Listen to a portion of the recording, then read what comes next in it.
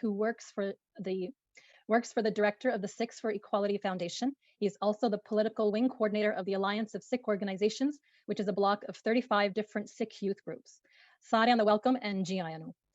Again, if you've got questions, please feel free to type them in the chat box and we'll do our best to get to them as we progress through today's discussion.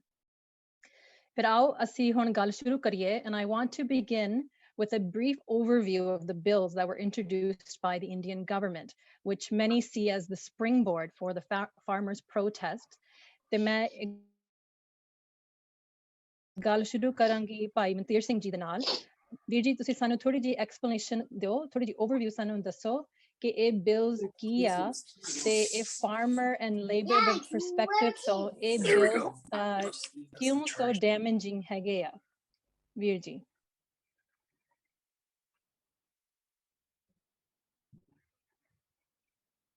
ਵੀਰ ਜੀ ਤੁਸੀਂ ਆਪਣਾ mic unmute ਕਰ ਦਿਓ please.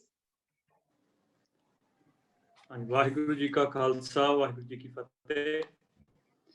ਜਿਹੜੇ ਤਿੰਨ bill Indian government ਨੇ ਪਾਸ ਕੀਤੇ ਨੇ, ਇਹਨਾਂ ਦੇ ਵਿੱਚ ਦੋ ਬਿੱਲ ਨੇ ਜਿਹੜੇ ਨਵੇਂ ਨੇ।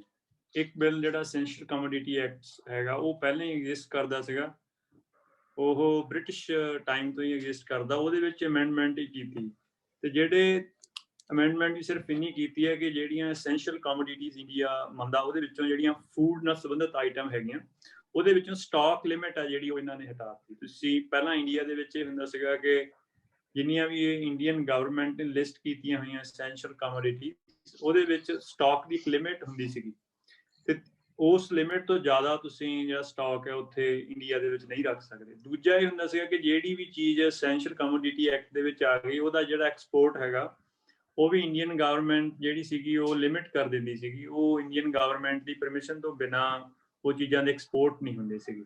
ਤਾਂ ਹੁਣ ਜਿਹੜੀ ਫੂਡ ਆਈਟਮਸ ਹੈਗੀਆਂ ਉਹ ਇਹਨਾਂ ਨੇ ਐਸੈਂਸ਼ੀਅਲ ਕਮੋਡਿਟੀ ਐਕਟ ਦੇ ਵਿੱਚੋਂ ਕੱਢ ਦਿੱਤੀਆਂ। ਉਹ ਯਾਨੀ ਕਿ ਉਹਦੀ ਐਕਸਪੋਰਟ ਤੇ ਇੱਥੇ ਜਿਹੜੀ ਉਹਦੀ ਕਿੰਨੀ ਵੀ ਪ੍ਰੋਕਿਉਰਮੈਂਟ ਕਰਨੀ, ਉਹਦੇ ਤੇ ਹੁਣ ਪ੍ਰਾਈਵੇਟ ਪਾਰਟੀ ਦੇ ਕੋਈ ਵੀ ਲਿਮਿਟ ਨਹੀਂ ਰਹੇਗੀ ਐਸੈਂਸ਼ੀਅਲ ਕਮੋਡਿਟੀ ਐਕਟ ਦੀ ਇਸ ਅਮੈਂਡਮੈਂਟ ਨਾਲ। ਬਾਕੀ ਦੂਜੇ ਜਿਹੜੇ ਦੋ ਬਿੱਲ ਨੇ ਉਹ ਨਵੇਂ ਨੇ। ਉਹਨਾਂ ਦੇ ਵਿੱਚੋਂ ਇੱਕ ਜਿਹੜਾ ਬੇਸਿਕ ਬਿੱਲ ਹੈਗਾ ਉਹ ਹੈਗਾ ਜਿਹੜਾ ਮਾਰਕੀਟਿੰਗ ਐਗਰੀਕਲਚਰ ਪ੍ਰੋਡਕਟਸ ਦੀ ਇੰਡੀਆ ਦੇ ਬਿਲਨ ਹੁੰਦੀ, ਉਹ ਮਾਰਕੀਟਿੰਗ ਦੇ ਨਾਲ ਸੰਬੰਧਿਤ ਹੈਗਾ। ਵੈਸੇ ਉਹਦਾ ਜਿਹੜਾ ਨਾਂ ਹੈਗਾ ਫਾਰਮਲੀ ਉਹ ਕਾਫੀ ਲੰਬਾ ਹੈਗਾ, the farmers produce trade and commerce promotion and facilitation act ਹੈਗਾ। ਬਟ ਉਹਦੇ ਨਾਲ ਇਹਨਾਂ ਨੇ ਇੰਡੀਆ ਦੇ ਵਿੱਚ ਜਿਹੜੀ ਮਾਰਕੀਟਿੰਗ ਹੁੰਦੀ ਆ ਪ੍ਰੋਡਕਟਸ ਦੀ, ਉਹਦੇ ਸੰਬੰਧੀ ਕੁਛ ਚੇਂਜਸ ਲੈ ਕੇ ਆਉਣੀਆਂ ਨੇ। ਉਹਨਾਂ ਨੇ ਦੁਬਾਰਾ ਤੋਂ ਖਰੀਦ ਕੌਣ ਸਕਦਾ, ਬਾਇਰ ਕੌਣ ਹੈਗਾ, ਉਹ ਦੁਬਾਰਾ ਰੀਡਿਫਾਈਨ ਕੀਤਾ। ਜਿਹੜੀ ਮਾਰਕੀਟ ਹੈਗੀ ਆ ਉਹ ਦੁਬਾਰਾ ਤੋਂ ਜਿਹੜੀ ਹੈਗੀ ਉਹ ਰੀਡਿਫਾਈਨ ਕੀਤੀ ਹੈ ਇਹਦੇ ਵਿੱਚ। ਤਾਂ ਇਹਦੇ ਵਿੱਚ ਜਿਹੜਾ ਜ਼ਿਆਦਾ ਸਮੱਸਿਆ ਜਿਹੜੀ ਸਾਰੀ ਲੱਗ ਰਹੀ ਸੀਗੀ ਫਾਰਮਰਸ ਦੇ ਐਂਡ ਤੋਂ, ਉਹ ਇਹ ਸੀਗੀ ਕਿ ਜਿਹੜੀ ਮਾਰਕੀਟ ਇੰਡੀਆ ਦੇ ਵਿੱਚ ਜਿੰਨੀ ਵੀ ਸਾਰੀ ਮਾਰਕੀਟਿੰਗ ਹੁੰਦੀ ਆ, ਉਹਦੀ ਸਾਰੀ ਕੰਟਰੋਲ ਤੇ ਫੈਸਿਲੀਟੇਸ਼ਨ ਜਿਹੜੀ ਹੈਗੀ ਆ ਉਹ ਸਟੇਟ ਗਵਰਨਮੈਂਟਸ ਕਰਦੀਆਂ ਨੇ। ਸਾਰੇ ਹੀ ਵੱਖਰੇ ਵੱਖਰੇ ਜਿੰਨੀਆਂ ਵੀ ਇੰਡੀਆ ਦੇ ਵਿੱਚ ਸਟੇਟਸ ਹੈਗੀਆਂ, 29 ਸਟੇਟਸ ਹੈਗੀਆਂ, ਉਹ ਸਾਰੀਆਂ ਸਟੇਟਸ ਨੇ ਆਪੋ ਆਪਣਾ ਇੱਕ ਮਾਰਕੀਟਿੰਗ ਦੇ ਸੰਬੰਧ ਦੇ ਵਿੱਚ ਆਪੋ ਆਪਣੇ ਐਕਟ ਜਿਹੜੇ ਉਹ ਪਾਸ ਕੀਤੇ ਹੋਏ ਨੇ। ਤੇ ਇਹ ਐਕਟ ਆਉਣ ਦੇ ਨਾਲ ਇਹਨਾਂ ਨੇ ਜਿਹੜੇ ਇੰਡੀਅਨ ਸਟੇਟਸ ਦੇ ਜਿਹੜੇ ਮਾਰਕੀਟਿੰਗ ਦੇ ਐਕਟਸ ਹੈਗੇ, ਜਿਨ੍ਹਾਂ ਨੂੰ ਇੰਡੀਆ ਦੇ ਵਿੱਚ APMC ਕਹਿੰਦੇ ਹਨ, ਉਹ ਓਵਰਰਾਈਡ ਕਰ ਜਾਣੇ ਇਸ ਐਕਟ ਨੇ। ਤੋ ਹਰੇਕ ਸਟੇਟ ਨੇ ਆਪਣੀਆਂ ਸਪੈਸੀਫਿਕ ਕੰਡੀਸ਼ਨਸ ਦੇ ਹਿਸਾਬ ਦੇ ਨਾਲ ਇੱਥੇ ਬਣਾਏ ਸੀਗੇ ਸਾਰੇ ਐਕਟ। ਹੌਲੀ ਹੌਲੀ ਉਹ ਇਵੋਲਵ ਹੋਏ ਆ। ਕਿਸੇ ਜਗ੍ਹਾ ਉਹ ਕਿਸੇ ਤਰ੍ਹਾਂ ਦੇ ਆ, ਕਿਸੇ ਜਗ੍ਹਾ ਨਹੀਂ ਵੀ ਹੈਗੇ APMC, ਬਟ ਮਤਲਬ ਹਰੇਕ ਸਟੇਟ ਨੇ ਆਪਣੀ ਰਿਕੁਆਇਰਮੈਂਟ ਦੇ ਅਨੁਸਾਰ ਉਹ ਬਣਾਏ ਸੀਗੇ। ਤੇ ਉਹਦੇ ਵਿੱਚੋਂ ਹਰੇਕ ਜਿਹੜੀ ਸਟੇਟ ਗਵਰਨਮੈਂਟ ਹੈਗੀ ਆ ਉਹਨੂੰ ਕੁਛ ਉਹਦੇ ਵਿੱਚੋਂ ਟੈਕਸ ਵੀ ਆਉਂਦੇ ਹੈਗੇ। ਜਿੱਦਾਂ ਪੰਜਾਬ ਦੇ ਵਿੱਚ 8.5% ਜਿਹੜਾ ਹੈਗਾ ਉਹ ਟੈਕਸ ਆਉਂਦਾ, ਇਸ ਦੇ ਵਿੱਚੋਂ ਉਹ ਵੀ ਖਤਮ ਹੋ ਜਾਣਾ ਸੀਗਾ। ਬਟ ਜ਼ਿਆਦਾ ਪ੍ਰੋਬਲਮ ਇਹ ਹੋਈ ਕਿ ਜਦੋਂ ਮਾਰਕੀਟਿੰਗ ਦਾ ਜਿਹੜਾ ਸਾਰਾ ਸਿਸਟਮ ਸੀਗਾ ਇਸ ਨਵੇਂ ਐਕਟ ਦੇ ਆਉਣ ਦੇ ਨਾਲ, ਇੱਕ ਤਾਂ ਇਹ ਹੈ ਕਿ ਉਹ ਸਟੇਟਸ ਦੇ ਕੰਟਰੋਲ ਤੋਂ ਬਾਹਰ ਹੋ ਕੇ ਸੈਂਟਰ ਦੇ ਕੰਟਰੋਲ ਕਰਾ ਜਾਣਾ। ਤੇ ਸੈਂਟਰ ਨੇ ਉਹਦੇ ਵਿੱਚ ਕਿਆ ਕੀਤਾ ਕਿ ਉਹਦੇ ਵਿੱਚ ਉਹਨਾਂ ਨੇ ਜਿਹੜੇ ਪ੍ਰਾਈਵੇਟ ਟ੍ਰੇਡਰਸ ਹੈਗੇ ਆ ਉਹਨਾਂ ਨੂੰ ਅਲਾਓ ਕੀਤਾ ਕਿ ਉਹ ਖਰੀਦ ਸਕਦੇ ਆ। ਹਾਲਾਂਕਿ ਖਰੀਦ ਹੁਣ ਵੀ ਸਕਦੇ ਆ, ਬਟ ਉਹ ਇੱਕ ਜਿਹੜੀ ਨਵੀਂ ਉਹਨਾਂ ਦੇ ਲਈ ਉਹਨਾਂ ਨੇ ਫੈਸਿਲੀਟੇਸ਼ਨ ਕੀਤੀ ਕਿ ਉਹ ਆਪਣੇ ਪ੍ਰਾਈਵੇਟ ਮਾਰਕੀਟਿੰਗ ਯਾਰਡ ਬਣਾ ਸਕਦੇ। तो वो बिल्कुल जिहड़ा गवर्नमेंट का ये प्रोक्योरमेंट का मार्केटिंग का कंट्रोल्ड मार्केटिंग का सिस्टम है उदू बिल्कुल बाहर जाके एक्सक्लूसिव एक अपना नवा एक मार्केटिंग यार्ड बना सकते हो। तो ये एक जिहदे करके सब तो वड्डी जिहड़ी दिक्कत आने की संभावना हुई। तो जिहड़ा तीजा एक्ट हैगा वो हैगा जिहड़ा farmers empowerment and protection agreement on price assurance and farmer services act. Basically ये जिहड़ी कंट्रैक्ट फार्मिंग है उन्होंने डील करता है। कंट्रैक्ट फार्मिंग के लिए ये बनाया। हालांकि जिहड़ी कंट्रैक्ट फार्मिंग हैगी आ वो इंडिया दे विच पहलां भी चलदी है वो, बट जिद्दां मैं पहलां कहा कि इंडिया दे विच जिहड़ा एग्रीकल्चर हैगा वो स्टेट सब्जैक्ट होण करके वो पहले ऑलरेडी जिहड़ियां स्टेट्स ने ਆਪਣੀਆਂ ਰਿਕੁਆਇਰਮੈਂਟਸ ਦੇ ਹਿਸਾਬ ਦੇ ਨਾਲ ਕੰਟਰੈਕਟ ਫਾਰਮਿੰਗ ਦੇ ਐਕਟ ਜਿਹੜੇ ਉਹ ਬਣਾਏ ਹੋਏ ਸੀਗੇ। ਜਿੱਦਾਂ ਪੰਜਾਬ ਦੇ ਵਿੱਚ ਜਿਹੜੇ ਪੰਜਾਬ ਤੋਂ ਗਏ ਹੋਣ ਉਹਨਾਂ ਨੂੰ ਪਤਾ ਕਿ ਇੱਥੇ ਪਹਿਲਾਂ ਵੀ ਜਿੰਨੀ ਸਾਰੀ ਸ਼ੂਗਰ ਕੇਨ ਦੀ ਐਗਰੀਕਲਚਰ ਹੁੰਦੀ ਉਹ ਆਲਰੇਡੀ ਪਹਿਲਾਂ ਹੀ ਅਸੀਂ ਜਿਹੜੀਆਂ ਇਹ ਸ਼ੂਗਰ ਕੇਨ ਦੀਆਂ ਮਿਲਸ ਹੈਗੀਆਂ ਉਹਨਾਂ ਦੇ ਨਾਲ ਐਗਰੀਮੈਂਟ ਕਰਦੇ ਆ। ਬਟ ਉਹ ਪੰਜਾਬ ਸਰਕਾਰ ਨੇ ਆਪਣੀ ਰਿਕੁਆਇਰਮੈਂਟ ਦੇ ਹਿਸਾਬ ਨਾਲ ਬਣਾਏ ਸੀਗੇ। ਹੁਣ ਇਹਨਾਂ ਨੇ ਯੂਨੀਫਾਰਮਲੀ ਸਾਰੇ ਇੰਡੀਆ ਦੇ ਵਿੱਚ ਇੱਕ ਕੰਟਰੈਕਟ ਕੋਡ ਬਣਾਉਣ ਦੇ ਲਈ ਇਹ ਐਕਟ ਲੈ ਕੇ ਆਉਂਦਾ। तो ਇਹਦੇ ਨਾਲ ਨਟਸ਼ੈਲ ਜੇ ਤਿੰਨੇ ਐਕਟ ਤੁਸੀਂ ਇਕੱਠੇ ਰੀਡ ਕਰੋ तो जो पूरे एग्रीकल्चर मॉडल ਇਹਦਾ ਇੰਪੈਕਟ ਪੈਂਦਾ ਉਹ ਇਸ ਤਰ੍ਹਾਂ ਬਣਦਾ ਕਿ ਐਗਰੀਕਲਚਰ ਮਾਡਲ ਹੈ ਜਿਹੜਾ ਉਹਦੇ ਵਿੱਚ ਤੁਸੀਂ 5 ਸਟੈਪ ਗਿਣ ਸਕਦੇ ਹੋ। ਪਹਿਲਾ ਸਟੈਪ ਹੈਗਾ ਪ੍ਰੋਡਕਸ਼ਨ ਦਾ, ਜਿਹਦੇ ਵਿੱਚ ਆਪਾਂ ਫਸਲ ਨੂੰ ਬੀਜਣ ਤੋਂ ਲੈ ਕੇ ਹਾਰਵੈਸਟਿੰਗ ਤੱਕ ਆਉਂਦਾ। ਪ੍ਰੋਡਕਸ਼ਨ ਤੋਂ ਬਾਅਦ ਅਸੀਂ ਉਹਨੂੰ ਮਾਰਕੀਟਿੰਗ ਦੇ ਲਈ ਲੈ ਕੇ ਜਾਂਦੇ ਹਾਂ। ਉਹਦੇ ਵਿੱਚ ਸਾਰਾ ਪੂਰਾ ਮਾਰਕੀਟਿੰਗ ਦਾ ਸਿਸਟਮ ਆਉਂਦਾ। ਉਹਦੇ ਵਿੱਚ ਮਾਰਕੀਟਿੰਗ ਯਾਰਡ ਆਉਂਦੇ ਆ, ਉਹਦੇ ਜਿਹੜੇ ਖਰੀਦਣ ਵਾਲੇ ਆਉਂਦੇ ਆ, ਉਹਦੇ ਵਿੱਚ ਆੜਤੀ ਆਉਂਦੇ, ਜਿਹੜੇ ਵਿੱਚ ਮਿਡਲਮੈਨ ਆਉਂਦੇ ਆ। ਉਹ ਕਾਫੀ ਇੱਕ ਮਾਰਕੀਟਿੰਗ ਦਾ ਪੂਰਾ ਸਿਸਟਮ ਹੈ। ਮਾਰਕੀਟਿੰਗ ਤੋਂ ਬਾਅਦ ਉਹਦੀ ਟ੍ਰੇਡਿੰਗ ਹੁੰਦੀ ਹੈ। ਕੋਈ ਟ੍ਰੇਡਰ ਖਰੀਦ ਲੈਂਦੇ ਆ, ਉਹ ਟ੍ਰੇਡ ਕਰਦੇ ਆ, ਕੋਈ ਵਿਦਨ ਸਟੇਟ ਕਰਦੇ ਆ, ਵਿਦਨ ਇੰਡੀਆ ਕਰਦੇ ਆ, ਜਾਂ ਇੰਟਰਨੈਸ਼ਨਲ ਟ੍ਰੇਡ ਕਰਦੇ ਆ। तो तीसरा स्टैप ट्रेड का आ जाता। ट्रेड तो बाद चौथा स्टैप आ जाता उस फूड ग्रेन की प्रोसैसिंग का। मतलब प्रोसैसिंग तो बाद वो फिर फूड स्टफ बन जाता ना, जिद्दां आलू पोटैटो की करते हैं, चिप्स बन जाते हैं, जब सारे जिद्दां आपां जानते हैं ना। प्रोसैसिंग तो बाद फिर लास्ट स्टैप जिहड़ा हुंदा रिटेल का हुंदा। तो जो प्रोसैस्ड फूड हैगा या प्रोसैस्ड स्टफ हैगा वो रिटेल दे जाके वो कस्टमर दे लई अवेलेबल हो जाना। So basically, जो bills from A to Z, farmer ਨੂੰ impact ਕਰੋਗੇ very negatively. ਸੁਖਦੇਵ ਸਿੰਘ ਜੀ, ਮੈਂ ਤੁਹਾਨੂੰ ਇੱਕ ਸਵਾਲ ਪੁੱਛਣਾ ਸੀ। ਜੇ ਇਹ bills agriculture ਜਾਂ ਕਿਸਾਨਾਂ ਦੇ ਬਾਰੇ ਲਿਖੇ ਹਨ, ਇਹ ਸਿਰਫ ਪੰਜਾਬ ਦੇ ਸਿੱਖ ਇਹ ਕਿਉਂ ਅੱਗੇ ਆ ਗਏ ਇਹਦਾ protest ਕਰਨ ਨੂੰ, demonstration ਕਰਨ ਨੂੰ? If it affects everybody in India, why is only Punjab going forward? ਉਹਦਾ ਇੱਕ ਸਭ ਤੋਂ ਵੱਡਾ ਕਾਰਨ ਇੱਕ ਇਹ ਵੀ ਹੈਗਾ ਕਿ ਇੱਕ ਥੋੜਾ ਜਿਹੜਾ ਸੁਭਾਅ ਹੁੰਦਾ ਨਾ, ਕਿਸੇ ਵੀ ਤਰ੍ਹਾਂ ਦੇ ਜ਼ੁਲਮ ਦੇ ਖਿਲਾਫ ਜਿਹੜਾ ਲੜਨ ਦਾ ਇੱਕ ਸੁਭਾਅ ਹੁੰਦਾ ਹੈ ਕਿਤੇ ਦੇ ਲੋਕਾਂ ਦਾ ਹੁੰਦਾ ਨਾ। ਅਸੀਂ ਪੰਜਾਬ ਦੇ ਲੋਕਾਂ ਦੇ ਜਿਹੜਾ ਸੁਭਾਅ ਆ ਜਾਂ ਜਿਹੜਾ ਉਹਨਾਂ ਦਾ ਰਿਐਕਟ ਕਰਨ ਦਾ ਤਰੀਕਾ ਹੈ ਕਿਸੇ ਵੀ ਗਲਤ ਚੀਜ਼ ਨੂੰ ਲੈ ਕੇ ਜਾਂ ਕਿਸੇ ਵੀ ਜ਼ੁਲਮ ਦੇ ਖਿਲਾਫ, ਉਹਨੂੰ ਅਸੀਂ ਬਾਕੀ ਸਟੇਟਾਂ ਦੇ ਨਾਲ ਕੰਪੇਅਰ ਕਰਕੇ ਨਹੀਂ ਦੇਖ ਸਕਦੇ। ਇੱਕ ਵੱਡਾ ਕਾਰਨ ਤਾਂ ਜਿਹੜਾ ਹੈਗਾ ਕਿ ਅਸੀਂ ਹਮੇਸ਼ਾ ਤੋਂ ਹੀ ਕਿਸੇ ਵੱਡੇ ਜ਼ੁਲਮ ਦੇ ਅਗੇਂਸਟ ਇਸੇ ਤਰੀਕੇ ਨਾਲ ਰਿਐਕਟ ਕਰਦੇ ਹਾਂ, ਔਰ ਸਭ ਤੋਂ ਪਹਿਲਾਂ ਰਿਐਕਟ ਕਰਦੇ ਹਾਂ। ਦੂਸਰੀ ਚੀਜ਼ ਇਹ ਵੀ ਸੀਗੀ ਕਿ ਇੱਕ ਜਿਹੜੀ ਇਨਸਿਕਿਉਰਿਟੀ ਆ ਜਾਂ ਜਿਹੜਾ ਇੱਕ ਅੰਦਰ ਸਾਡਾ ਦਿੱਲੀ ਦੇ ਪ੍ਰਤੀ ਜਿਹੜਾ ਇੱਕ ਨਜ਼ਰੀਆ ਹੈ ਪੰਜਾਬ ਦੇ ਲੋਕਾਂ ਦਾ ਸੋਚਣ ਦਾ, ਜਾਂ ਇਹ ਕੁੱਲ ਮਿਲਾ ਕੇ ਕਹੀਏ ਕਿ ਦਿੱਲੀ ਜਿਵੇਂ ਪੰਜਾਬ ਨੂੰ ਦੇਖਦੀ ਹੈ ਇਸ ਤਰ੍ਹਾਂ ਕਿਸੇ ਹੋਰ ਸਟੇਟ ਨੂੰ ਨਹੀਂ ਦੇਖਦੀ, ਔਰ ਜਿਸ ਤਰ੍ਹਾਂ ਪੰਜਾਬ ਦਿੱਲੀ ਨੂੰ ਦੇਖਦਾ ਹੋਰ ਕੋਈ ਸਟੇਟ ਜਿਹੜੀ ਉਹ ਸੈਂਟਰ ਨੂੰ ਉਸ ਤਰੀਕੇ ਨਾਲ ਨਹੀਂ ਦੇਖਦਾ। ਸਾਡਾ ਇੱਕ ਨਜ਼ਰੀਆ ਅਲੱਗ ਹੈਗਾ। ਉਹਦੇ ਪਿੱਛੇ ਜਿਹੜੀ ਬੜੀ ਵੱਡੀ ਹਿਸਟਰੀ ਆ ਜਿਹੜੀ ਸਾਡੀ 70 ਸਾਲ ਤੋਂ ਜੋ ਕੁਛ 70 ਈਅਰ ਤੋਂ ਅਸੀਂ ਦੇਖਦੇ ਆ ਰਹੇ ਆ ਨਾ, ਤਾਂ ਉਹ ਸਾਰੀਆਂ ਚੀਜ਼ਾਂ ਸਾਡੇ ਅੰਦਰ ਕਿਤੇ ਨਾ ਕਿਤੇ ਭਰੀਆਂ ਵੀ ਹੁੰਦੀਆਂ, ਕੁਛ ਇਨਸਿਕਿਉਰਿਟੀਜ਼ ਵੀ ਹੁੰਦੀਆਂ, ਔਰ ਬਹੁਤ ਸਾਰੀਆਂ ਚੀਜ਼ਾਂ ਅਸੀਂ ਟੋਲਰੇਟ ਵੀ ਕੀਤੀਆਂ ਹੋਈਆਂ ਨਾ ਜਿਨ੍ਹਾਂ ਤੇ ਰਿਐਕਟ ਹੀ ਨਹੀਂ ਸੀ ਕੀਤਾ। ਤੇ ਜਦੋਂ ਇਹੋ ਜਿਹਾ ਕੋਈ ਵੱਡਾ ਕਦਮ ਉੱਠਦਾ ਹੈ ਤਾਂ ਤੁਹਾਡੇ ਅੰਦਰ ਜਿਹੜੀ ਕਈ ਸਾਲਾਂ ਤੋਂ ਅੰਦਰ ਚੀਜ਼ਾਂ ਜਿਹੜੀਆਂ ਭਰੀਆਂ ਹੁੰਦੀਆਂ ਨੇ ਉਹ ਵੀ ਇਕੱਠਾ ਹੀ ਇੱਕ ਵਾਰੀ ਰਿਐਕਟ ਕਰਦਾ। ਤਾਂ ਇਹਦੇ ਵਿੱਚ ਸਿਰਫ ਤੁਸੀਂ ਇਹਨੂੰ ਬਿੱਲਾਂ ਦੇ ਜਿਹੜੇ ਆਏ ਨੇ ਨਵੇਂ 3 ਬਿੱਲ ਨੇ ਉਹਨਾਂ ਦੇ ਲਈ ਇਹ ਰਿਐਕਸ਼ਨ ਨਹੀਂ ਹੈਗਾ, ਬਲਕਿ ਜਦੋਂ ਇਹ ਪੰਜਾਬ ਦੇ ਵਿੱਚ ਪ੍ਰੋਟੈਸਟ ਚੱਲ ਰਿਹਾ ਸੀ, ਜਦੋਂ ਦਿੱਲੀ ਨਹੀਂ ਸੀ ਪਹੁੰਚੇ, ਤਾਂ ਹਰ ਸਟੇਜ ਤੇ ਉਤੋਂ ਉਹਨਾਂ ਸਾਰੇ ਜ਼ੁਲਮਾਂ ਦਾ ਜ਼ਿਕਰ ਹੁੰਦਾ ਸੀ। ਜਿਹੜੀਆਂ ਕਿਸਾਨਾਂ ਦੀਆਂ ਸਟੇਜਾਂ ਸੀ ਜਾਂ ਬਾਕੀ ਜਦੋਂ ਧਰਨੇ ਚੱਲ ਵੀ ਰਹੇ ਸੀ, ਜਿਹੜੀਆਂ ਐਗਜ਼ਾਮਪਲਸ ਦਿੱਤੀਆਂ ਜਾਂਦੀਆਂ ਸੀ, ਤਾਂ ਉਹ ਗੱਲ ਇੱਥੋਂ ਸ਼ੁਰੂ ਹੁੰਦੀ ਸੀ ਕਿ ਸਾਡੇ ਨਾਲ ਹਮੇਸ਼ਾ ਤੋਂ ਹੀ ਇਦਾਂ ਹੁੰਦਾ ਹੈ ਨਾ। ਤਾਂ ਉਹ ਸਾਰੀਆਂ ਚੀਜ਼ਾਂ ਦਾ ਅਸਰ ਜਿਹੜਾ ਸਾਡੇ ਅੰਦਰ ਉਹ ਚੀਜ਼ਾਂ ਭਰੀਆਂ ਸੀ, ਉਹਨਾਂ ਨੇ ਇਕੱਠਿਆਂ ਨੇ ਰਿਐਕਟ ਕੀਤਾ, ਇੱਕ ਓਪਰਚੁਨਿਟੀ ਮਿਲੀ। ਔਰ ਨਾਰਮਲੀ ਕੀ ਹੁੰਦਾ ਸੀ ਕਿ ਅਸੀਂ ਉਹਨੂੰ ਕੌਮੀ ਤੌਰ ਤੇ ਉੱਤੇ ਰਿਐਕਟ ਕਰਦੇ ਸੀਗੇ ਕਿ ਇਹ ਸਿੱਖਾਂ ਦੇ ਨਾਲ ਸਪੈਸੀਫਿਕਲੀ ਧੱਕਾ ਹੈ, ਤੇ ਸਾਡੇ ਜਾਂ ਇੱਕ ਲਿਮਟਡ ਜਿਹੀਆਂ ਆਰਗੇਨਾਈਜੇਸ਼ਨਸ ਦੇ ਵਿੱਚ ਉਹਦਾ ਰਿਐਕਸ਼ਨ ਹੁੰਦਾ ਸੀਗਾ। ਔਰ ਵੱਡੀਆਂ ਸੰਸਥਾਵਾਂ ਜਿਨ੍ਹਾਂ ਨੇ ਸਿੱਖਾਂ ਵੱਲੋਂ ਰਿਐਕਟ ਕਰਨਾ ਹੁੰਦਾ ਸੀ, ਉਹਨਾਂ ਉੱਤੇ ਡਾਇਰੈਕਟਲੀ ਇਨਡਾਇਰੈਕਟਲੀ ਸੈਂਟਰ ਦੀਆਂ ਏਜੰਸੀਜ਼ ਦਾ ਜਾਂ ਉਹਨਾਂ ਦਾ ਕਬਜ਼ਾ ਹੋਣ ਕਰਕੇ ਵੱਡੇ ਰਿਐਕਸ਼ਨ ਨਹੀਂ ਸੀ ਹੋ ਪਾਉਂਦੇ। ਸੋ ਇਹਦੇ ਵਿੱਚ ਰਲਿਆ ਮਿਲਿਆ ਜਾਂ ਇੱਕ ਜਿਹੜਾ ਸਾਰਾ ਕੁਝ ਇਕੱਠਾ ਹੋਇਆ। ਅੱਗੇ ਜ਼ਰੂਰ ਜਿਹੜੀਆਂ ਕਿਸਾਨ ਯੂਨੀਅਨਸ ਲੱਗੀਆਂ, ਪਰ ਜਿਹੜਾ ਪਿੱਛੇ ਜਜ਼ਬਾ ਸੀ ਔਰ ਜਿਹੜੇ ਪਿੱਛੇ ਰੀਜ਼ਨ ਸੀਗੇ ਉਹ ਸਾਰੇ ਇਕੱਠੇ ਸੀ। ਮਨਤੀਰ ਸਿੰਘ ਜੀ, ਇਹ ਕਿਸਾਨ ਮੋਰਚਾ ਇਸ ਤਰ੍ਹਾਂ ਦਾ ਜੋ ਇਨਕਲਾਬ ਹੋ ਰਿਹਾ, ਇਹ ਇੱਕ ਨਵੀਂ ਗੱਲ ਤਾਂ ਨਹੀਂ ਹੈਗੀ ਪੰਜਾਬ ਵਾਸਤੇ ਜਾਂ ਸਿੱਖਾਂ ਲਈ। ਬਹੁਤ ਹੋਰ ਇਸ਼ੂ ਜਾਂ ਗ੍ਰੀਵੈਂਸਸ ਵੀ ਹੈ। ਕੀ ਤੁਸੀਂ ਸਾਨੂੰ ਥੋੜੀ ਜਿਹੀ ਹਿਸਟੋਰੀਕਲ ਪਰਸਪੈਕਟਿਵ ਦੇ ਸਕਦੇ ਆ ਕਿ ਸਾਡੇ ਕਿਸਾਨਾਂ ਦਾ ਜੋ ਉਹਨਾਂ ਦੇ ਪਹਿਲਾਂ ਕੀ ਇਸ਼ੂਜ਼ ਸਨ ਤੇ ਅੱਜ ਹੋਰ ਕੀ ਇਸ਼ੂਜ਼ ਚੱਲਦੇ ਪਏ ਆ? ਹਾਂ, ਇਸ ਸਵਾਲ ਦਾ ਮੈਂ ਜਵਾਬ ਦੇਣ ਤੋਂ ਪਹਿਲਾਂ ਮੇਰਾ ਪਿਛਲਾ ਜਿਹੜਾ ਰਹਿ ਗਿਆ ਉਹ 'ਚ ਇੱਕ ਲਾਸਟ ਨੁਕਤਾ ਮੈਂ ਐਡ ਕਰਨਾ ਚਾਹੁੰਦਾ ਕਿ ਉਹਦੇ ਜਿਹੜੇ ਜੇ 5 ਸਟੈਪ ਨੂੰ ਤੁਸੀਂ ਧਿਆਨ ਨਾਲ ਦੇਖੋ।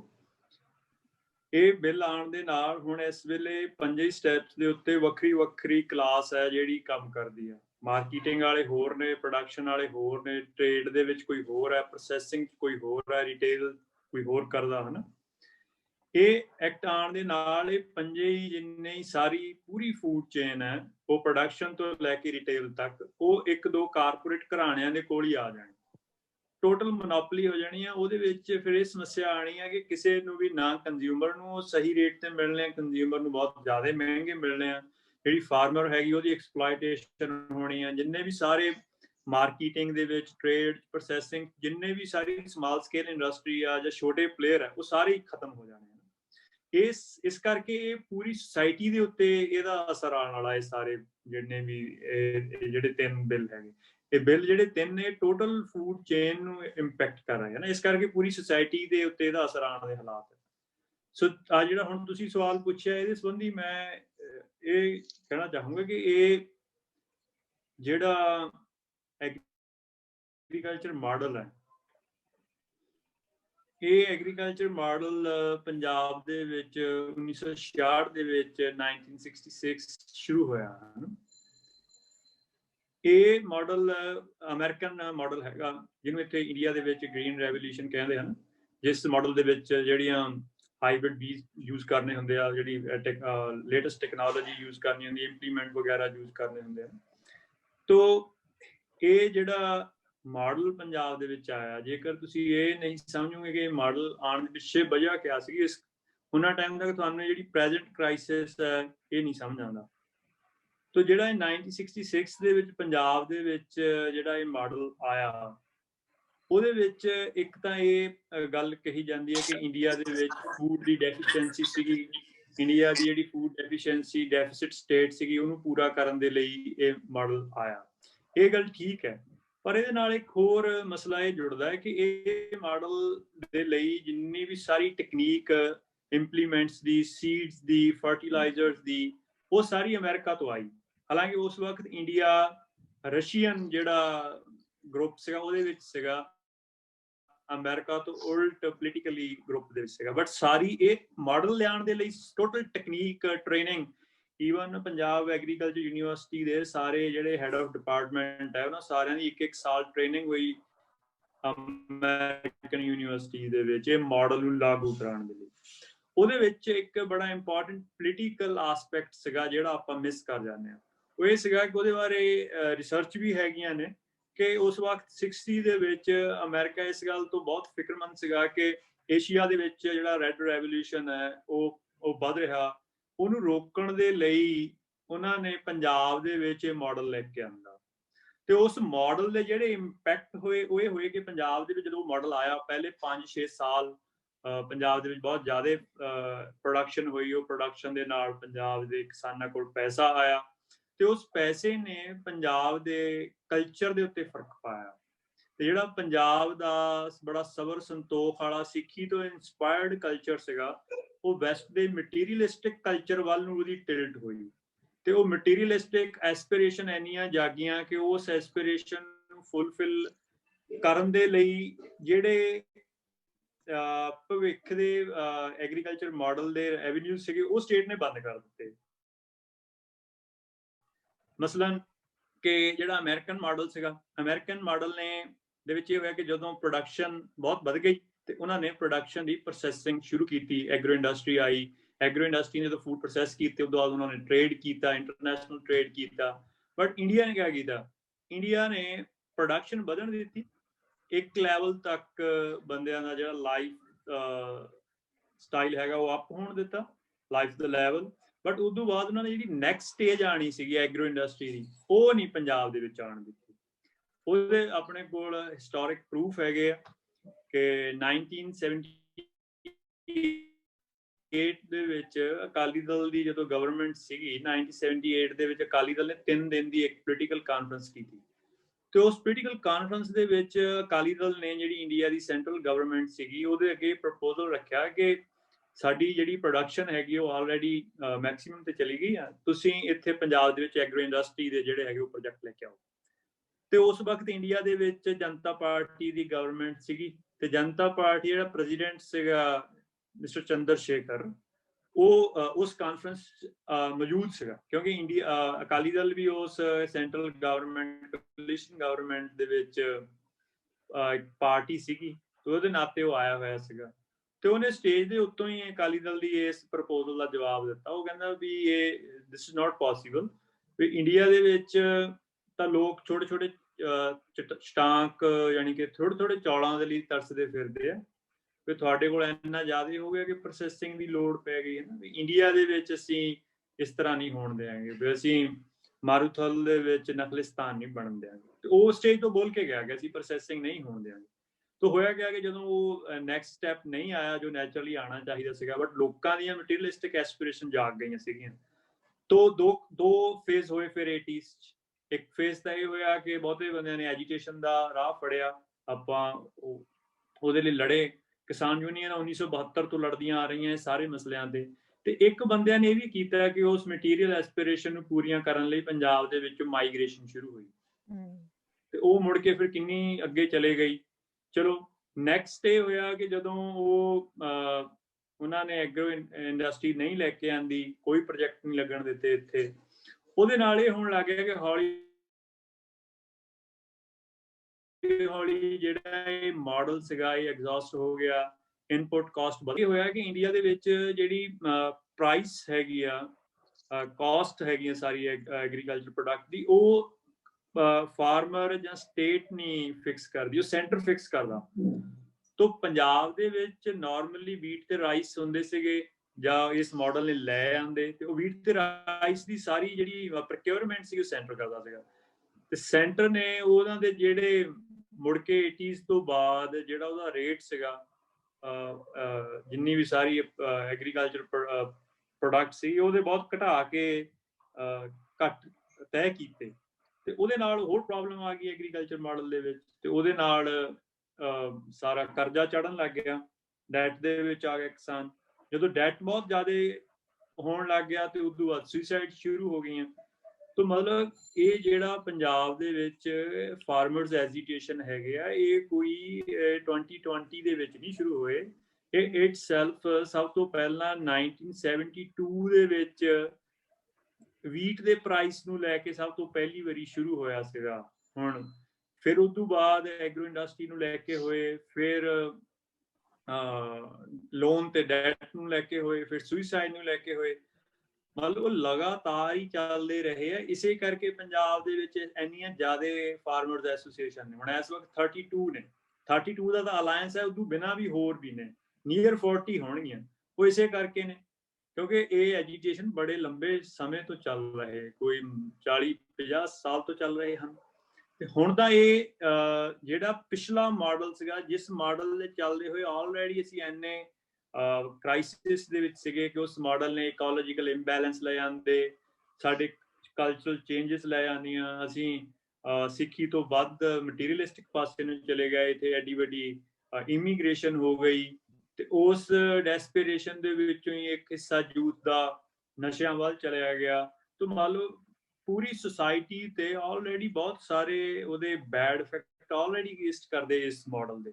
ਹੁਣ ਇਹ 3 ਕਾਨੂੰਨ ਆਉਣ ਦੇ ਨਾਲ ਜਿਹੜੀ ਥੋੜੀ ਬਹੁਤ ਕੋਈ ਮਾੜੀ ਮੋਟੀ ਇਸ ਮਾਡਲ ਦੀ ਪੰਜਾਬ ਨੂੰ ਫਾਇਦਾ ਵੀ ਹੋ ਰਿਹਾ ਸੀਗਾ, ਥੋੜਾ ਬਹੁਤ ਮਟੀਰੀਅਲਿਸਟਿਕ ਜੇ ਪੁਆਇੰਟ ਆਫ ਵਿਊ ਤੋਂ ਆਪਾਂ ਦੇਖੀਏ, ਉਹ ਇਸ ਲਾਅ ਦੇ ਨਾਲ ਆਉਣ ਦੇ 3 ਲਾਅ ਇੰਪਲੀਮੈਂਟ ਹੋਣ ਦੇ ਨਾਲ ਮੈਨੂੰ ਲੱਗਦਾ ਉਹ ਵੀ ਜਾਂਦਾ ਲੱਗਣਾ, ਫਿਰ ਟੋਟਲੀ ਜਿਹੜਾ ਇਹ ਵਾਈਪ ਆਊਟ ਹੀ ਹੋ ਜਾਣਗੇ ਇਸ ਐਗਰੀਕਲਚਰ ਜਿਹੜੇ ਮਾਡਲ ਦੇ ਵਿੱਚੋਂ। ਸੋ ਇਹਦੀ ਜੇ ਸਾਰੇ ਇਹ ਇੰਪਲੀਮੈਂਟ ਹੋ ਜਾਂਦੇ ਇਹਦੇ ਕੰਸੀਕੁਐਂਸਿਸ ਜਿਹੜੇ ਆਲਰੇਡੀ ਕਾਫੀ ਗ੍ਰੇਵ ਆ, ਉਹ ਬਹੁਤ ਜ਼ਿਆਦਾ ਹੋਰ ਸੀਰੀਅਸ ਹੋ ਜਾਣੇ ਆ। ਜ਼ਿਆਦਾ ਰੈਪਿਡ ਹੋ ਰਿਹਾ ਹੁਣ ਇਸ ਵੇਲੇ, ਰਾਈਟ।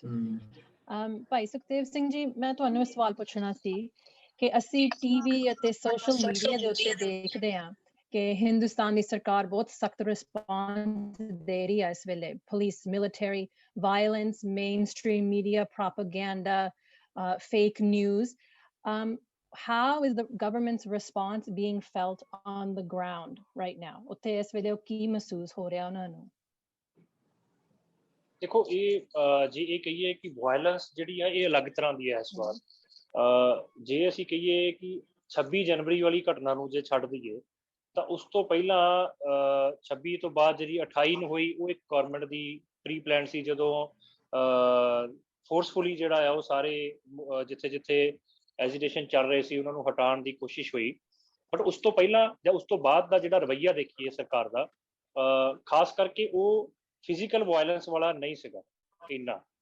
ਜਦੋਂ 26 ਨਵੰਬਰ ਨੂੰ ਵੀ ਦਿੱਲੀ ਪਹੁੰਚੇ ਨੇ ਤਾਂ ਉੱਥੋਂ ਤੁਸੀਂ ਇੱਕ ਗੱਲ ਦੇਖੋ ਕਿ ਰਸਤਾ ਰੋਕਣ ਦੀ ਕੋਸ਼ਿਸ਼ ਵੱਧ ਹੋਈ ਹੈ ਕਿ ਪਹੁੰਚ ਨਾ ਸਕਣ, ਔਰ ਬਹੁਤ ਸਾਰੀਆਂ ਚੀਜ਼ਾਂ ਇਹੋ ਜਿਹੀਆਂ ਸੀਗੀਆਂ ਜਿਹੜੀਆਂ ਉਹਨਾਂ ਨੂੰ ਲੱਗਿਆ ਸੀ ਵੀ ਸ਼ਾਇਦ ਉਹ ਉੱਥੇ ਜਿਹੜੀਆਂ ਅਸੀਂ ਰਸਤੇ ਦੇ ਵਿੱਚ ਰੋਕਾਂ ਲਾਈਆਂ ਨੇ ਉਹਨੂੰ ਦੇਖ ਕੇ ਰੁਕ ਜਾਣਗੇ ਜਾਂ ਅੱਗੇ ਨਹੀਂ ਵਧਣਗੇ। ਬਟ ਜੇ ਕਹੀਏ ਕਿ ਉੱਥੇ ਗੋਲੀਆਂ ਮਾਰ ਕੇ ਜਾਂ ਹੋਰ ਤਰ੍ਹਾਂ ਦੀ ਵਾਇਲੈਂਸ ਕਰਕੇ ਉਹਨਾਂ ਨੂੰ ਰੋਕਣ ਦੀ ਕੋਸ਼ਿਸ਼ ਹੋਈ ਆ, ਜਾਂ ਇਹ ਕਹੀਏ ਕਿ ਸਰਕਾਰ ਕਰਨਾ ਚਾਹੁੰਦੀ ਹੋਵੇ ਪਰ ਬੇਬਸੀ ਕਰਨੀ ਹੋਈ, ਇੱਦਾਂ ਦੀ ਕੋਈ ਗੱਲ ਨਹੀਂ ਹੈ। ਐਕਚੁਅਲੀ ਸਰਕਾਰ ਨੇ ਬਹੁਤ ਸਾਰੇ ਇਹੋ ਜਿਹੇ ਸਿਗਨਲ ਵੀ ਦਿੱਤੇ ਇਸ ਪ੍ਰੋਟੈਸਟ ਦੇ ਦੌਰਾਨ ਕਿ ਉਹ ਕੋਈ ਜਿਹੜਾ ਆ ਵਾਇਲੈਂਸ ਜਿਹੜੀ ਆ ਉਹ ਨਹੀਂ ਕਰਨਾ ਚਾਹੁੰਦੇ।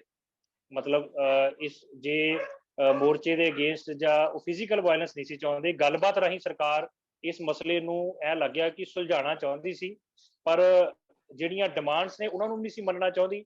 ਔਰ ਕੋਈ ਇੱਕ ਟਾਈਮ ਤੇ ਆ ਕੇ ਜਦੋਂ ਪ੍ਰੈਸ਼ਰ ਵਧਿਆ ਤੇ ਸਰਕਾਰ ਅਸਲ ਦੇ ਵਿੱਚ ਖਹਿੜਾ ਛਡਾਉਣ ਲਈ ਜਾਂ ਇੱਕ ਵਿੱਚ ਵਿਚਾਲੇ ਵਾਲਾ ਰਸਤਾ ਗੱਲਬਾਤ 'ਚ ਲੱਭ ਰਹੀ ਸੀ। ਤੇ ਬੜਾ ਲੰਬਾ ਸਮਾਂ ਜਿਹੜਾ ਆ ਉਹ ਹੋਰ ਤਰੀਕਿਆਂ ਦੇ ਨਾਲ ਜਿਹੜੇ ਅਟੈਕਸ ਤਾਂ ਜ਼ਰੂਰ ਹੋਏ ਆ, ਸਾਈਕੋਲੋਜੀਕਲ ਅਟੈਕ ਹੋਏ ਨੇ, ਨੈਰੇਟਿਵ ਸਿਰਜਣ ਦੀ ਕੋਸ਼ਿਸ਼ ਹੋਈ ਹੈ ਇਸ ਮੋਰਚੇ ਦੇ ਅਗੇਂਸਟ। ਬਟ ਜੇ ਕਹੀਏ ਫਿਜ਼ੀਕਲ ਵਾਇਲੈਂਸ ਜਿੰਨੀ ਅਸੀਂ ਕਈ ਵਾਰੀ ਕਹਿ ਜਾਂਦੇ ਹਾਂ ਉਨੀ ਇਸ ਗਵਰਨਮੈਂਟ 'ਚ ਨਹੀਂ ਹੋਈ। ਔਰ ਈਵਨ ਬਹੁਤ ਸਾਰੇ ਸਿਗਨਲ ਜਿਹੜੇ ਨੇ ਉਹ ਇਨਡਾਇਰੈਕਟਲੀ ਗਵਰਨਮੈਂਟ ਵੱਲੋਂ ਇਹ ਭੇਜੇ ਗਏ ਕਿ ਉਹ ਸਿੱਖਾਂ ਦੇ ਨਾਲ ਸਪੈਸੀਫਿਕਲੀ ਜੇ ਕਹੀਏ ਵੀ ਸਪੈਸ਼ਲੀ ਲੜਨਾ ਨਹੀਂ ਚਾਹੁੰਦੇ ਜਾਂ ਕੋਈ ਇਹੋ ਜਿਹੀ ਵਾਇਲੈਂਸ ਨਹੀਂ ਕਰਨਾ ਚਾਹੁੰਦੇ ਸੀ ਜਿਹਦੇ ਨਾਲ ਉਹਦਾ ਅਸਰ, ਕਿਉਂਕਿ ਉਹਨਾਂ ਕੋਲ ਪਹਿਲਾਂ ਬਹੁਤ ਸਾਰੇ ਇਹੋ ਜਿਹੇ ਤਜਰਬੇ ਹੈਗੇ ਨੇ। ਤਾਂ ਸਿੱਧੀ ਵਾਇਲੈਂਸ ਤੋਂ ਜਿਹੜਾ ਸਰਕਾਰ ਹਾਲੇ ਤੱਕ ਜ਼ਿਆਦਾਤਰ ਮੌਕਿਆਂ ਤੇ ਬਚਦੀ ਆਈ ਹੈ, ਜੇ ਸਪੈਸੀਫਿਕਲੀ 26 ਤੇ 28 ਦੀ ਘਟਨਾ ਨੂੰ ਅਸੀਂ ਵਿੱਚੋਂ ਛੱਡ ਦਈਏ।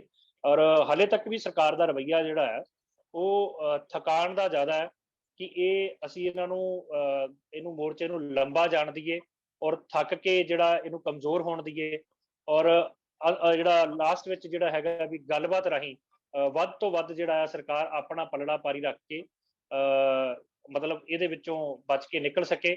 ਔਰ ਕਾਫੀ ਸਾਰੇ ਮੌਕੇ ਇਹੋ ਜਿਹੇ ਆਏ ਜਦੋਂ ਇਹ ਲੱਗਦਾ ਸੀ ਕਿ ਸਰਕਾਰ ਦਾ ਰਵੱਈਆ ਕੁਛ ਇਸ ਤਰ੍ਹਾਂ ਦਾ ਹੈ ਕਿ ਤੁਸੀਂ ਵੀ ਜਿੱਤ ਜਾਓ ਤੇ ਸਾਨੂੰ ਵੀ ਨਾ ਹਰਾਓ। ਇੱਕ ਰਿਸਪੈਕਟਫੁਲ ਜਿਹਾ ਐਗਜ਼ਿਟ ਜਿਹੜਾ ਉਹ ਵੇ ਲੱਭ ਰਹੀ ਸੀ ਸਰਕਾਰ, ਬਟ ਉਹ ਗੱਲਬਾਤ ਦੇ ਵਿੱਚ ਸਿਰੇ ਨਹੀਂ ਚੜ ਸਕਿਆ ਕਿਉਂਕਿ ਇੱਥੇ ਇਹ ਵੀ ਸੀਗਾ ਕਿ ਜੋ ਗੱਲ ਅਸੀਂ ਸਟੇਜ ਤੋਂ ਕਹਿ ਆਏ ਹਾਂ, ਜਾਂ ਇਹ ਕਹਿ ਲਈਏ ਕਿ ਜਿਹੜਾ ਰੱਦ ਕਰਾਉਣ ਤੱਕ ਹੀ ਇਹਨਾਂ ਕਾਨੂੰਨਾਂ ਨੂੰ ਉਹ ਡਿਮਾਂਡ ਜਿਹੜੀ ਮੀਟਿੰਗਾਂ ਦੇ ਵਿੱਚ ਉਹ ਗੱਲ ਉੱਥੇ ਅੜੀ ਰਹੀ।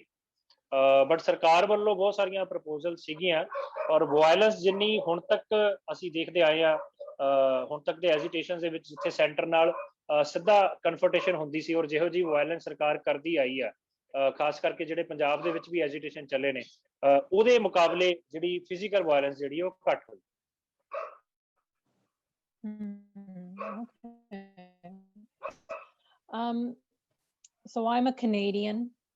My connection with India or Punjab is through my parents. So like many in the diaspora, my connection to the homeland is very weak, maybe even superficial.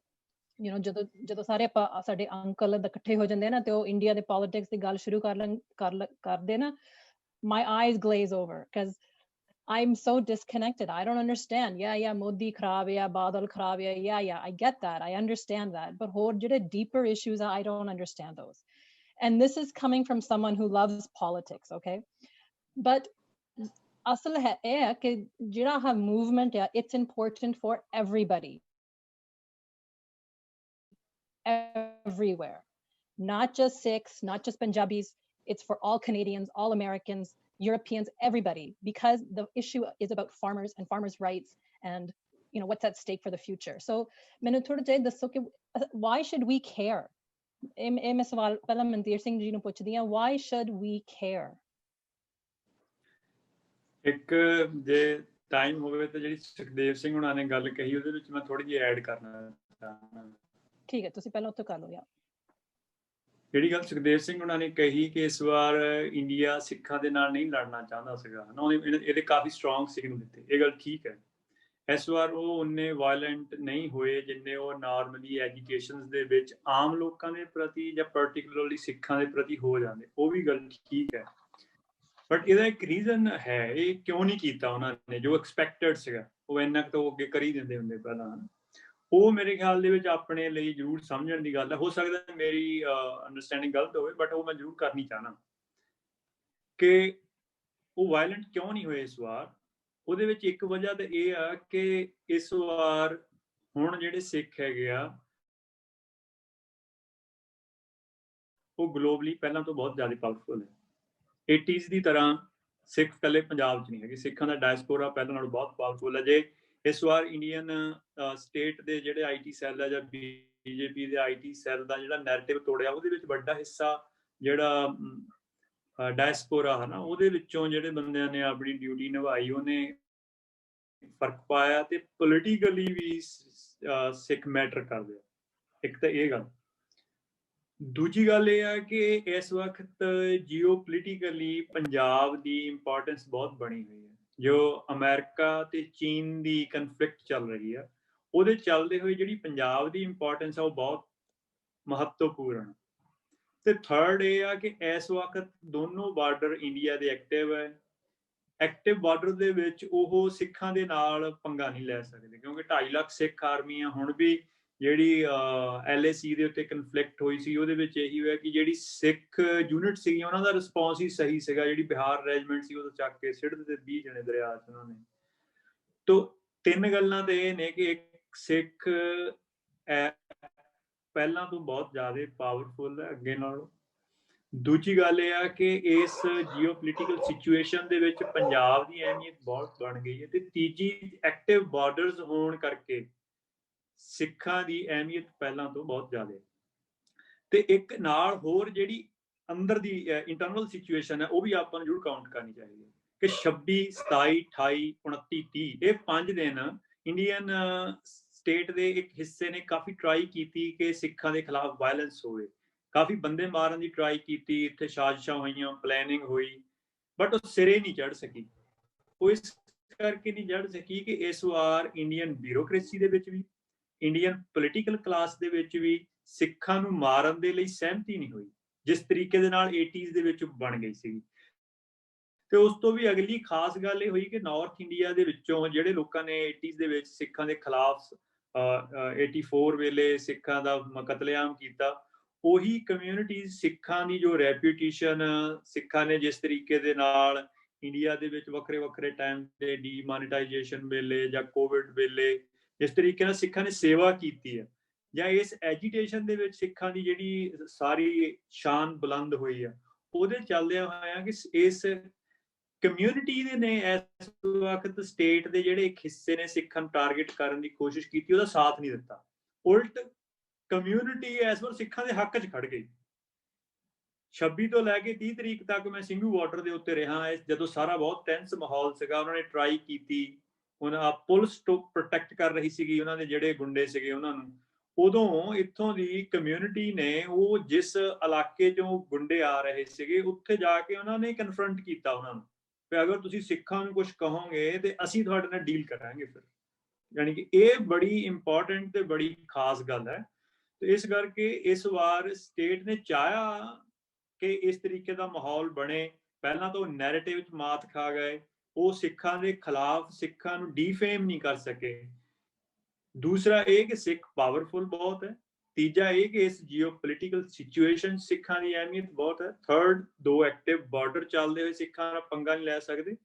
ਤੇ ਥਰਡ, ਇੰਡੀਆ ਦੀ ਪੋਲੀਟੀਕਲ ਕਲਾਸ ਤੇ bureaucracy ਦੇ ਵਿੱਚ ਸਹਿਮਤੀ ਨਹੀਂ ਬਣੀ। ਤੇ ਚੌਥਾ ਕਿ ਸਿੱਖਾਂ ਦੇ ਹੱਕ ਦੇ ਵਿੱਚ ਨਾਰਥ ਇੰਡੀਆ ਦੇ ਵਿੱਚ ਬਹੁਤ ਪੋਜ਼ਿਟਿਵ ਕਮਿਊਨਿਟੀ ਦਾ ਰਿਸਪਾਂਸ ਬਹੁਤ ਪੋਜ਼ਿਟਿਵ।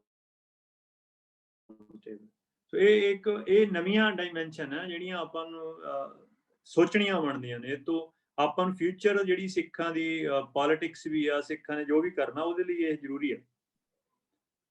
ਤੇ ਜਿਹੜਾ ਤੁਹਾਡਾ ਲਾਸਟ ਸਵਾਲ, ਉਹ ਜਿਹੜਾ ਤੁਹਾਡਾ ਸਵਾਲ ਸੀਗਾ ਉਹਦੇ ਬਾਰੇ ਤਾਂ ਮੈਂ ਇੰਨਾ ਹੀ ਕਹੂੰਗਾ ਕਿ ਮੈਂ ਸਿੱਖ ਪਰਸਪੈਕਟਿਵ ਤੋਂ ਗੱਲ ਕਰਦਾ ਕਿ ਹਰੇਕ ਸਿੱਖ ਦੇ ਲਈ ਮਹਾਰਾਜ ਨੇ ਇੱਕ ਹੁਕਮ ਲਾਇਆ ਕਿ ਹਰੇਕ ਸਿੱਖ ਨੇ ਗਰੀਬ ਤੇ ਮਜਲੂਮ ਹੈ ਜਿਹੜਾ ਉਹਦੀ ਰੱਖਿਆ ਕਰਨੀ ਆ, ਜਿਹੜਾ ਜਾਬਰ ਹੈ ਜਰਵਾਣਾ ਉਹਦੀ ਭਖਿਆ ਕਰਨੀ ਹੈ। ਤੋ ਇਸ ਵਕਤ ਜਿਹੜਾ ਮਜਲੂਮ ਹੈ ਉਹ ਕਿਸਾਨ ਹੈ, ਉਹਦੇ ਹੱਕ 'ਚ ਖੜਨਾ ਸਾਡਾ ਫਰਜ਼ ਹੈ। ਜਿਹੜਾ ਜਰਵਾਣਾ ਹੈ, ਟਾਇਰੈਂਟ ਹੈ, ਉਹ ਇੰਡੀਅਨ ਸਟੇਟ ਹੈ, ਉਹਦੇ ਖਿਲਾਫ ਖੜਨਾ ਸਾਡਾ ਗੁਰੂ ਨੇ ਕਿਹਾ ਹੋਇਆ ਫਰਜ਼ ਹੈ। ਤੋ ਗੁਰੂ ਦੇ ਫਰਜ਼ ਕਰਕੇ ਐਜ਼ ਏ ਸਿੱਖ ਸਾਨੂੰ ਇਸ ਸਟਰਗਲ ਦੇ ਵਿੱਚ ਐਜ਼ ਏ ਸਪੋਰਟਰ ਜਿਸ ਤਰੀਕੇ ਦੇ ਨਾਲ ਵੀ ਐਸੋਸੀਏਟ ਹੋਣਾ ਸਾਡਾ ਇਹ ਗੁਰੂ ਦਾ ਦਿੱਤਾ ਹੋਇਆ ਹੀ ਫਰਜ਼ ਹੈ। That's beautiful and that's right.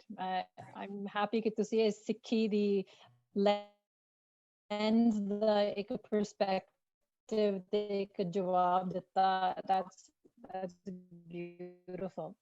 ਇਹ ਜੋ ਲਾਰਜਰ ਸਟ੍ਰੈਟਜੀ ਜੋ ਹੋ ਰਿਹਾ, ਸਾਨੂੰ ਥੋੜਾ ਜਿਹਾ ਵੀ ਥੋੜਾ ਜਿਹਾ ਦੱਸੋ। ਮਨਤੀਰ ਸਿੰਘ ਜੀ ਨੇ ਥੋੜਾ ਜਿਹਾ ਦੱਸਿਆ ਸਾਨੂੰ ਕਿ what some of the issues are in tackling ਜਾਂ ਇਹਨੂੰ ਥੋੜਾ ਜਿਹਾ combat ਕਰਨੇ ਨੂੰ, the protest, ਕਿ ਮੋਦੀ ਦਾ ਇੱਕ ਤਰੀਕਾ ਉਹ ਇੱਕ ਤਰੀਕੇ ਦੇ ਨਾਲ ਚੱਲਦਾ ਪਿਆ, ਸਾਡੇ ਕਿਸਾਨ ਵੀ ਇੱਕ ਤਰੀਕੇ ਦੇ ਨਾਲ ਚੱਲਦੇ ਪਏ ਆ, ਪਰ ਇਹ 'ਚ ਕੋਈ ਕੰਪਰੋਮਾਈਜ਼ ਹੋ ਸਕਦੀ ਹੈ? Is it even possible at this point? I know ਕਾਫੀ ਕੋਸ਼ਿਸ਼ ਕਰਦੇ ਸੀ ਕਿਸਾਨ, ਚਲੋ ਗਵਰਨਮੈਂਟ ਵੀ ਕੋਸ਼ਿਸ਼ ਕਰਦੀ ਸੀ, ਚਲੋ ਆਪਾਂ ਬਹਿ ਕੇ ਗੱਲ ਕਰੀਏ, ਕੁਝ ਸਮਝੌਤਾ ਕਰੀਏ, ਕੀ ਹੋ ਸਕਦਾ ਹੈ? ਬਿਲਕੁਲ ਹੋ ਸਕਦਾ ਹੈ ਔਰ ਹੋਣਾ ਵੀ ਚਾਹੀਦਾ ਹੈ। ਬਹੁਤ ਵਾਰੀ ਇਹੋ ਜਿਹੀਆਂ ਪ੍ਰਪੋਜ਼ਲ ਜਿਹੜੀਆਂ ਗਵਰਨਮੈਂਟ ਵੱਲੋਂ ਆਈਆਂ, ਜਿਹੜੀਆਂ ਕਿਉਂਕਿ ਗਿਣਤੀ ਜ਼ਿਆਦਾ ਹੋਣ ਕਰਕੇ ਇਹ 2 ਤਰੀਕੇ ਨਾਲ ਲੜੀ ਜਾ ਰਹੀ। ਇੱਕ ਤਾਂ ਸੰਯੁਕਤ ਮੋਰਚਾ ਜਿਹਦੇ ਵਿੱਚ ਇਹ ਦਾਅਵਾ ਕੀਤਾ ਜਾਂਦਾ ਹੈ ਕਿ ਉਹਦੇ 'ਚ ਇੰਡੀਆ ਦੀਆਂ 250 ਤੋਂ ਵੱਧ ਫਾਰਮਰ ਆਰਗੇਨਾਈਜੇਸ਼ਨ ਜਿਹੜੀਆਂ ਉਹਦੇ ਵਿੱਚ ਇਨਵੋਲਵ ਨੇ, ਔਰ ਇੱਕ ਪੰਜਾਬ ਦਾ ਜਿਹੜਾ ਫਰੰਟ ਹੈਗਾ 32 ਆਰਗੇਨਾਈਜੇਸ਼ਨ ਦਾ, ਉਹਦੇ ਵਿੱਚ ਵੀ ਜਿਹੜਾ ਅਮੈਂਡਮੈਂਟ ਦੀ ਔਰ ਜਿਹੜੀਆਂ ਪ੍ਰਪੋਜ਼ਲਸ ਆਈਆਂ ਸੀ, ਕਮੇਟੀ ਬਣਾਉਣ ਦੀ ਵੀ ਸੀ, ਉਹਦੇ ਵਿੱਚ ਅਮੈਂਡਮੈਂਟ ਦੀ ਵੀ ਸੀਗੀ। ਲਾਸਟ ਜਿਹੜੀ ਪ੍ਰਪੋਜ਼ਲ ਗਵਰਨਮੈਂਟ ਦੀ ਸੀਗੀ ਉਹਦੇ ਵਿੱਚ ਮੈਜੋਰਿਟੀ ਦੇ ਨਾਲ ਜਿਹੜੀਆਂ ਯੂਨੀਅਨਸ ਆਪਣੀ ਮੀਟਿੰਗ ਦੇ ਵਿੱਚ ਇਹ ਪਾਸ ਨਹੀਂ ਕਰ ਪਾਈਆਂ। ਕਿਹਾ ਜਾਂਦਾ ਕਿ 15 ਤੇ 17 ਦੀ ਜਿਹੜੀ ਰੇਸ਼ੋ ਦੇ ਵਿੱਚ ਇਹ ਗੱਲ ਪਾਸ ਨਹੀਂ ਹੋ ਪਾਈ, ਕਿਉਂਕਿ 32 ਦੇ ਵਿੱਚੋਂ 15 ਆਰਗੇਨਾਈਜੇਸ਼ਨ ਇਹੋ ਜਿਹੀਆਂ ਸੀ ਜਿਹੜੀਆਂ ਅਮੈਂਡਮੈਂਟ ਦੇ ਨਾਲ ਇਸ ਪ੍ਰੋਟੈਸਟ ਨੂੰ ਖਤਮ ਕਰਕੇ ਅੱਗੇ ਵਧਣੀਆਂ ਚਾਹੁੰਦੀਆਂ ਸੀ, ਔਰ ਇੱਕ ਕਮੇਟੀ ਬਣਾ ਕੇ MSP ਔਰ ਜਿਹੜੇ ਬਾਕੀ ਇਸ਼ੂਜ਼ ਨੇ ਉਹਨਾਂ ਦੇ ਉੱਤੇ ਗੱਲ ਕੰਟੀਨਿਊ ਰੱਖਣਾ ਚਾਹੁੰਦੀਆਂ ਸੀ। ਬਟ ਇਹਦੇ ਵਿੱਚ ਜਿਹੜੀ ਡਿਸਟਰਬੈਂਸ ਆਈ ਹੈ, ਚਾਹੇ ਉਹ 26 ਤਰੀਕ ਨੂੰ ਆਈ ਜਾਂ ਉਸ ਤੋਂ ਬਾਅਦ ਜਿਹੜੀਆਂ ਘਟਨਾਵਾਂ ਹੋਈਆਂ, ਕੱਲਾ ਮੈਨੂੰ ਲੱਗਦਾ ਕਿ ਸਰਕਾਰ ਦਾ ਉਹਦੇ ਵਿੱਚ ਰੋਲ ਨਹੀਂ ਹੈਗਾ। ਬਹੁਤ ਸਾਰੀਆਂ ਗਲਤੀਆਂ ਸਾਡੇ ਵਾਲੇ ਪਾਸਿਓਂ, ਲੀਡ ਕਰਨ ਵਾਲਿਆਂ ਪਾਸੋਂ ਵੀ, ਔਰ ਜਿਹੜੇ ਆਲਟਰਨੇਟਿਵ ਲੀਡਰਸ਼ਿਪ ਬਣਨਾ ਚਾਹੁੰਦੇ ਸੀ ਉਹਨਾਂ ਵੱਲੋਂ ਵੀ ਗਲਤੀਆਂ ਹੋਈਆਂ। ਬਹੁਤ ਸਾਰੀਆਂ ਚੀਜ਼ਾਂ ਨੇ ਡਿਸਟਰਬੈਂਸ ਕ੍ਰੀਏਟ ਕੀਤੀ ਜਿਹਦੇ ਨਾਲ ਇਹ ਗੱਲ ਟਰੈਕ ਤੋਂ ਹਟ ਗਈ। ਤਾਂ ਪੋਸੀਬਲ ਸੀਗਾ ਕਿ ਜੇ ਜਿਸ ਤਰੀਕੇ ਨਾਲ ਗੱਲਬਾਤ ਚੱਲ ਰਹੀ ਸੀ, ਜੇ ਉਸੇ ਤਰੀਕੇ ਨਾਲ ਚੱਲਦੀ ਰਹਿੰਦੀ ਤਾਂ ਹੁਣ ਤੱਕ ਕੋਈ ਰਿਸਪੈਕਟਫੁਲ ਜਿਹੜਾ ਉਹ ਕੋਈ ਤਰੀਕਾ ਲੱਭਿਆ ਜਾਣਾ ਚਾਹੀਦਾ ਸੀਗਾ ਜਾਂ ਮਿਲ ਜਾਣਾ ਸੀਗਾ। ਇਹਦੇ ਵਿੱਚ ਸਾਡਾ ਇੱਕ ਜਿਹੜਾ ਨਜ਼ਰੀਆ, ਜਿਹੜਾ ਅਸੀਂ ਕੰਪਰੋਮਾਈਜ਼ ਨੂੰ ਔਰ ਜਾਂ ਇਹ ਕਹਿ ਲਈਏ ਕਿ ਗੱਦਾਰੀ ਨੂੰ ਇੱਕੋ ਰਸੇ ਬੰਨ੍ਹ ਦਿੰਦੇ ਹਾਂ। ਅੱਜ ਦੀ ਡੇਟ ਦੇ ਵਿੱਚ ਸਭ ਤੋਂ ਵੱਡੀ ਪ੍ਰੋਬਲਮ ਜਿਹੜੀ ਇਹ ਆ ਵੀ ਕਿਸਾਨ ਯੂਨੀਅਨ ਕੋਈ ਫੈਸਲਾ ਕਿਉਂ ਨਹੀਂ ਲੈ ਪਾ ਰਹੀਆਂ, ਕਿਉਂਕਿ ਉਹਨਾਂ ਨੂੰ ਲੱਗਦਾ ਹੈ ਕਿ ਜੇ ਅਸੀਂ ਜਿਹੜਾ ਦਾਅਵਾ ਪਹਿਲਾਂ ਕਰ ਦਿੱਤਾ ਕਿ ਅਸੀਂ ਕਾਨੂੰਨ ਰੱਦ ਕਰਾਉਣ ਤੋਂ ਬਿਨਾਂ ਕੋਈ ਵੀ ਮੰਗ ਨਹੀਂ ਮੰਨਾਂਗੇ, ਜੇ ਇਸ ਤੋਂ ਅਸੀਂ ਥੱਲੇ ਕੋਈ ਵੀ ਸਮਝੌਤਾ ਕਰ ਲੈਂਦੇ ਆ ਤਾਂ ਜਿਹੜੇ ਲੋਕ ਸਾਡੇ ਖਿਲਾਫ ਹੋ ਕੇ ਸਾਡੇ ਨਾਲ ਵਾਇਲੈਂਟ ਵੀ ਹੋਣਗੇ, ਜਾਂ ਸਾਡੀ ਇੱਕ ਜਿਹੜੀ ਸਪੇਸ ਬਣੀ ਹੋਈ ਹੈ ਲੀਡਰਸ਼ਿਪ ਦੀ ਉਹ ਖਤਮ ਹੋ ਜਾਏਗੀ, ਸਾਡੇ ਲੋਕ ਸਾਡੇ ਖਿਲਾਫ ਹੋਣਗੇ, ਸਾਨੂੰ ਗਾਲਾਂ ਕੱਢਣਗੇ, ਹੈ ਨਾ। ਤਾਂ ਉਹ ਇੱਕ ਡਰ ਜਿਹੜਾ ਆ ਉਹ ਕਿਸੇ ਕੰਪਰੋਮਾਈਜ਼ ਵੱਲ ਨੂੰ ਵਧਣ ਨਹੀਂ ਦੇ ਰਿਹਾ। ਅਸਲ 'ਚ ਡਰ ਅੱਜ ਦੀ ਡੇਟ 'ਚ ਸਰਕਾਰ ਦਾ ਘੱਟ ਹੈ, ਆਪਣੇ ਹੀ ਲੋਕਾਂ ਦਾ ਇੱਕ ਜਿਹੜਾ ਪ੍ਰੈਸ਼ਰ ਹੈਗਾ ਸੋਸ਼ਲ ਮੀਡੀਆ ਦਾ ਵੀ ਔਰ ਗਰਾਊਂਡ ਦੇ ਉੱਤੇ ਵੀ, ਜਾਂ ਇਹ ਕਹਿ ਲਈਏ ਕਿ ਲੀਡਰਸ਼ਿਪ ਸਮਝਾ ਨਹੀਂ ਪਾ ਰਹੀ। ਬਟ ਅਸਲ ਦੇ ਵਿੱਚ ਜਦੋਂ ਅਸੀਂ ਗੁਰੂ ਗੋਬਿੰਦ ਸਿੰਘ ਜੀ ਦੀ ਵੀ ਪੋਲਿਟਿਕਸ ਨੂੰ ਸਮਝਣ ਦੀ ਕੋਸ਼ਿਸ਼ ਕਰਦੇ ਹਾਂ, ਜਿੰਨਾ ਕੁ ਪੜ੍ਹਦੇ ਹਾਂ, ਜਿੱਥੇ ਉਹਦੇ ਵਿੱਚ ਸਿਧਾਂਤ ਦੇ ਪ੍ਰਤੀ ਦ੍ਰਿੜਤਾ ਹੈ, ਕਨਫਰਟੇਸ਼ਨ ਹੈ, ਲੜਾਈ ਹੈ, ਜਜ਼ਬਾ ਹੈ, ਉੱਥੇ ਗੱਲਬਾਤ ਵੀ ਹੈ ਔਰ ਉਸ ਗੱਲਬਾਤ ਦੇ ਵਿੱਚੋਂ ਨਿਕਲਿਆ ਹੋਇਆ ਨਤੀਜਾ ਵੀ ਹੈ। ਸੋ ਇਹ ਕੱਲੀ ਕਨਫਰਟੇਸ਼ਨ ਨੂੰ ਹੀ ਜਿਹੜਾ ਸਿੱਖ ਪੋਲਿਟਿਕਸ ਸਮਝਣਾ ਜਾਂ ਕਨਫਰਟੇਸ਼ਨ ਨੂੰ ਹੀ ਵੱਡਾ ਸਮਝਣਾ, ਅਸਲ ਦੇ ਵਿੱਚ ਜਿੰਨਾ ਰੋਲ ਐਜੀਟੇਸ਼ਨ ਦਾ ਇੰਪੋਰਟੈਂਟ ਹੈ ਇਹ ਸਾਰੇ ਸਿਨੈਰੀਓ ਦੇ ਵਿੱਚ, ਉਹਨਾਂ ਗੱਲਬਾਤ ਦਾ ਵੀ ਇੰਪੋਰਟੈਂਟ ਹੈ ਔਰ ਉਸ ਗੱਲਬਾਤ ਦੇ ਵਿੱਚੋਂ ਕੁਝ ਖੱਟਣਾ ਵੀ ਬਹੁਤ ਜ਼ਰੂਰੀ ਹੈ। ਸੋ ਇਹ ਮੈਨੂੰ ਲੱਗਦਾ ਹੈ ਕਿ ਉਸ ਪ੍ਰੈਸ਼ਰ ਜਿੱਦਾਂ ਜਿੱਦਾਂ ਸਾਡੇ ਲੋਕਾਂ ਦਾ ਲੀਡਰਸ਼ਿਪ ਦੇ ਉੱਤੇ ਘਟੇਗਾ, ਅਸੀਂ ਥੋੜਾ ਜਿਹਾ ਫਲੈਕਸੀਬਲ ਹੋ ਕੇ ਸੋਚਾਂਗੇ, ਉਹਨਾਂ ਨੂੰ ਥੋੜੀ ਜਿਹੀ ਵਿਚਾਰ ਕਰਨ ਦੀ ਸਪੇਸ ਦੇਵਾਂਗੇ, ਉਹਨਾਂ ਨੇ ਵੀ ਥੋੜਾ ਜਿਹਾ ਗਲਤ ਜਿਹੜਾ ਟਰੈਕ ਤੇ ਉੱਤੇ ਤੁਰ ਪਏ ਕਿ ਜਿਹੜਾ ਸਮਾਂ 26 ਜਨਵਰੀ ਤੋਂ ਬਾਅਦ ਇਹਨਾਂ ਗੱਲਾਂ ਦੇ ਉੱਤੇ ਵਿਚਾਰ ਕਰਨ ਦਾ ਸੀਗਾ ਕਿ ਅਗਰ ਸਰਕਾਰ ਨਾਲ ਦੁਬਾਰਾ ਗੱਲਬਾਤ ਹੁੰਦੀ ਹੈ ਤਾਂ ਕਿੱਥੇ ਨੈਗੋਸ਼ੀਏਟ ਕਰਨਾ ਹੈ, ਕਿਹੜੀਆਂ ਗੱਲਾਂ ਨੂੰ ਹੋਰ ਐਡ ਕੀਤਾ ਜਾ ਸਕਦਾ ਹੈ, ਕਿਹੜੀਆਂ ਉਹਨਾਂ ਦੀਆਂ ਕੁਝ ਮੰਨੀਆਂ ਜਾ ਸਕਦੀਆਂ, ਤਾਂ ਇਹੀ ਨੈਗੋਸ਼ੀਏਸ਼ਨ ਦੇ ਵਿੱਚੋਂ ਜਿਹੜਾ ਰਿਜ਼ਲਟ ਕੱਢਣ ਦੇ ਬਾਰੇ ਵਿਚਾਰ ਕਰਨਾ ਸੀ। ਉਹ ਸਮਾਂ ਜਾਂ એનર્ਜੀ ਉਧਰ ਲਾਉਣ ਦੀ ਬਜਾਏ ਪੰਜਾਬ ਦੇ ਵਿੱਚ ਪੋਲੀਟੀਕਲ ਅਲਟਰਨੇਟ ਬਣਨ ਦੀ ਕੋਸ਼ਿਸ਼ ਦੇ ਵਿੱਚ ਮਹਾਪੰਚਾਇਤਾਂ ਜਾਂ ਵੱਡੀਆਂ ਰੈਲੀਆਂ ਕਰਨ ਦੇ ਉੱਤੇ ਸਾਰੀ એનર્ਜੀ ਲਗਾ ਦਿੱਤੀ। ਸੋ ਉਹ ਜਿਹੜਾ ਸਮਾਂ ਹੁਣ ਅਸੀਂ 26 ਜਨਵਰੀ ਤੋਂ ਬਾਅਦ ਤਕਰੀਬਨ 2 ਮਹੀਨੇ ਦਾ ਗਵਾ ਲਿਆ, ਅਸਲ ਦੇ ਵਿੱਚ ਇਹਦੇ ਵਿੱਚ ਡਿਸਕਸ਼ਨਸ ਹੋਣੀਆਂ ਚਾਹੀਦੀਆਂ ਸੀ ਇੰਟੈਲੈਕਚੁਅਲਸ ਦੇ ਨਾਲ, ਜਿਹੜੇ ਸਾਡੇ ਸਮਰਥਕ ਨੇ, ਸਾਡੇ ਹਮਦਰਦ ਨੇ, ਸਾਰੇ ਗਲੋਬਲੀ ਜਿਹੜੇ ਬੈਠੇ ਨੇ। ਤਾਂ ਇਹ ਲੀਡਰਸ਼ਿਪ ਨੂੰ ਜਿੱਥੇ ਰਾਏ ਕਰਨ ਦਾ ਸਮਾਂ ਸੀ, ਉਹਦੇ ਵਿੱਚੋਂ ਕੀ ਹੁਣ ਇਨ ਕੇਸ ਜਿਵੇਂ ਅੱਜ ਦੀ ਸਟੇਟਮੈਂਟ ਤਕਰੀਬਨ 2.5 ਮਹੀਨੇ ਬਾਅਦ ਜਿਹੜੀ ਐਗਰੀਕਲਚਰ ਮਿਨਿਸਟਰ ਹੈ ਸੈਂਟਰ ਦਾ, ਉਹਨਾਂ ਦੀ ਅੱਜ ਇੱਕ ਸਟੇਟਮੈਂਟ ਆਈ ਹੈ ਕਿ ਅਸੀਂ ਗੱਲਬਾਤ ਨੂੰ ਹੁਣ ਤਿਆਰ ਆ।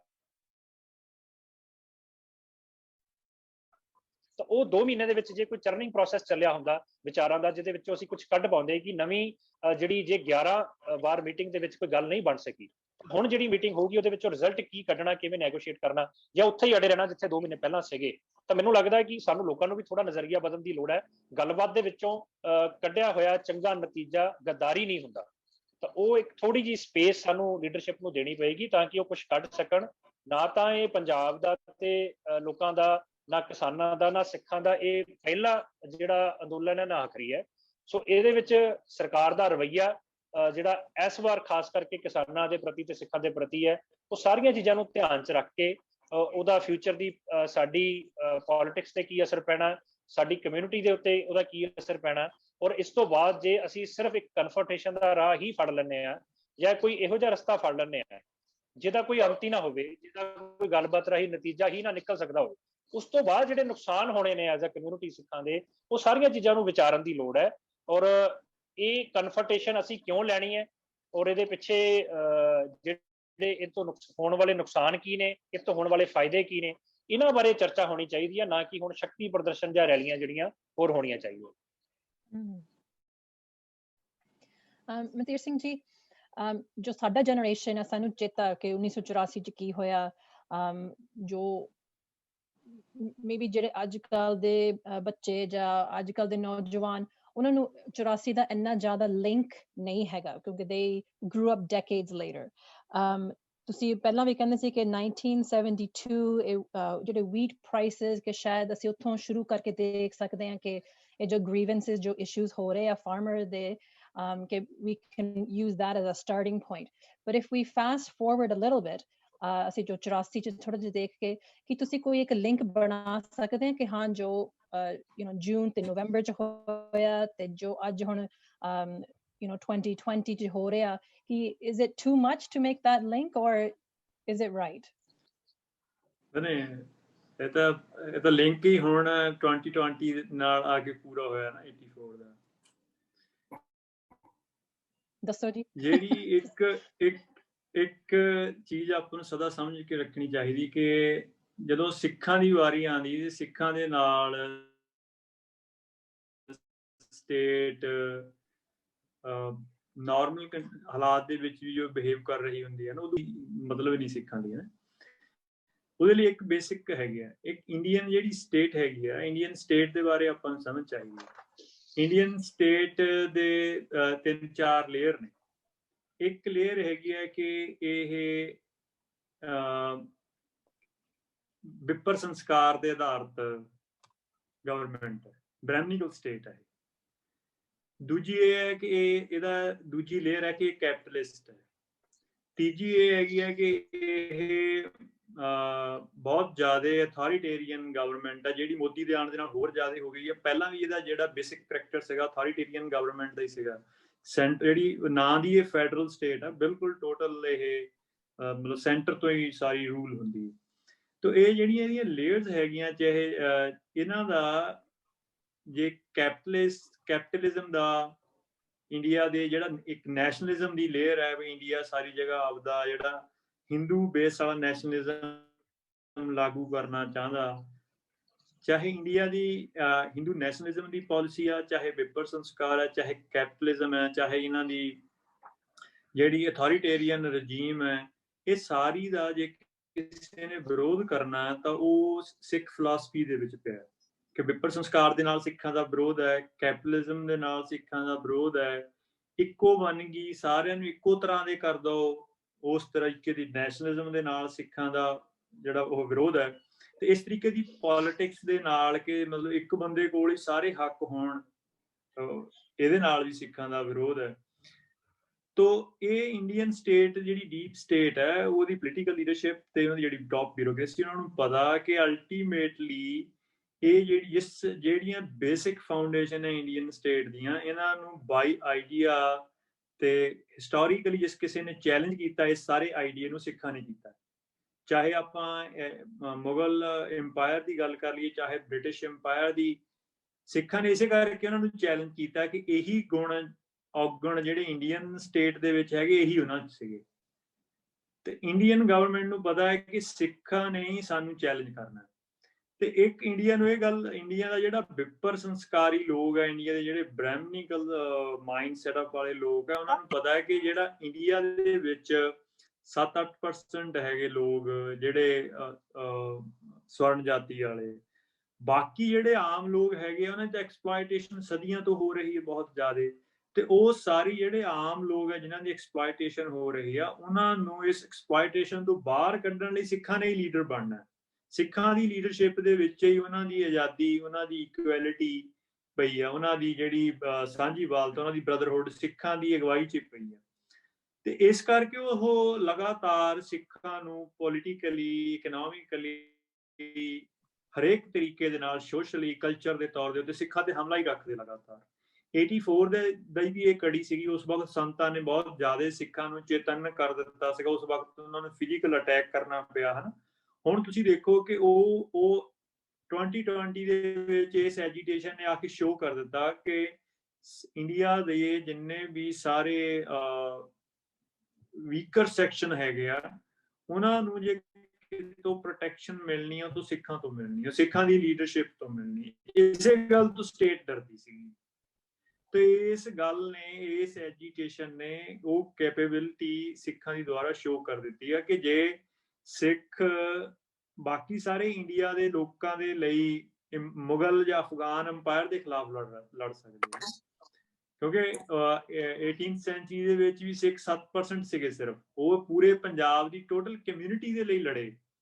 ਜੇ ਬ੍ਰਿਟਿਸ਼ ਅੰਪਾਇਰ ਦੀ ਗੱਲ ਕਰੀਏ ਤੇ ਉਹ ਪੂਰੇ ਇਕੱਲਾ ਥੋੜੀ ਪੰਜਾਬ ਲਈ ਲੜੇ, ਉਹ ਸਾਰੇ ਲਈ ਲੜੇ। ਹਾਲਾਂਕਿ ਉਹਨਾਂ ਲਈ ਪੰਜਾਬ ਦੀ ਖਾਸ ਜਗ੍ਹਾ ਸੀਗੀ, ਹੈ ਨਾ। ਜਿੱਦਾਂ ਆਪਾਂ ਬੱਬਰਾਂ ਦਾ ਇਤਿਹਾਸ ਪੜ੍ਹੀਏ, ਜਿਹੜਾ ਪੁਰਾਣਾ ਬੱਬਰ ਅਕਾਲੀ ਦਲ ਸੀਗਾ, ਉਹਨਾਂ ਦਾ ਆਈਡੀਆ ਇਹ ਸੀਗਾ ਕਿ ਅਸੀਂ ਪੰਜਾਬ ਦੇ ਵਿੱਚ ਸਿੱਖ ਰਾਜ ਸਥਾਪਿਤ ਕਰਾਂਗੇ, ਇੰਡੀਆ ਵਾਲਿਆਂ ਨੂੰ ਸਵਰਾਜ ਲੈ ਕੇ ਦੇਵਾਂਗੇ।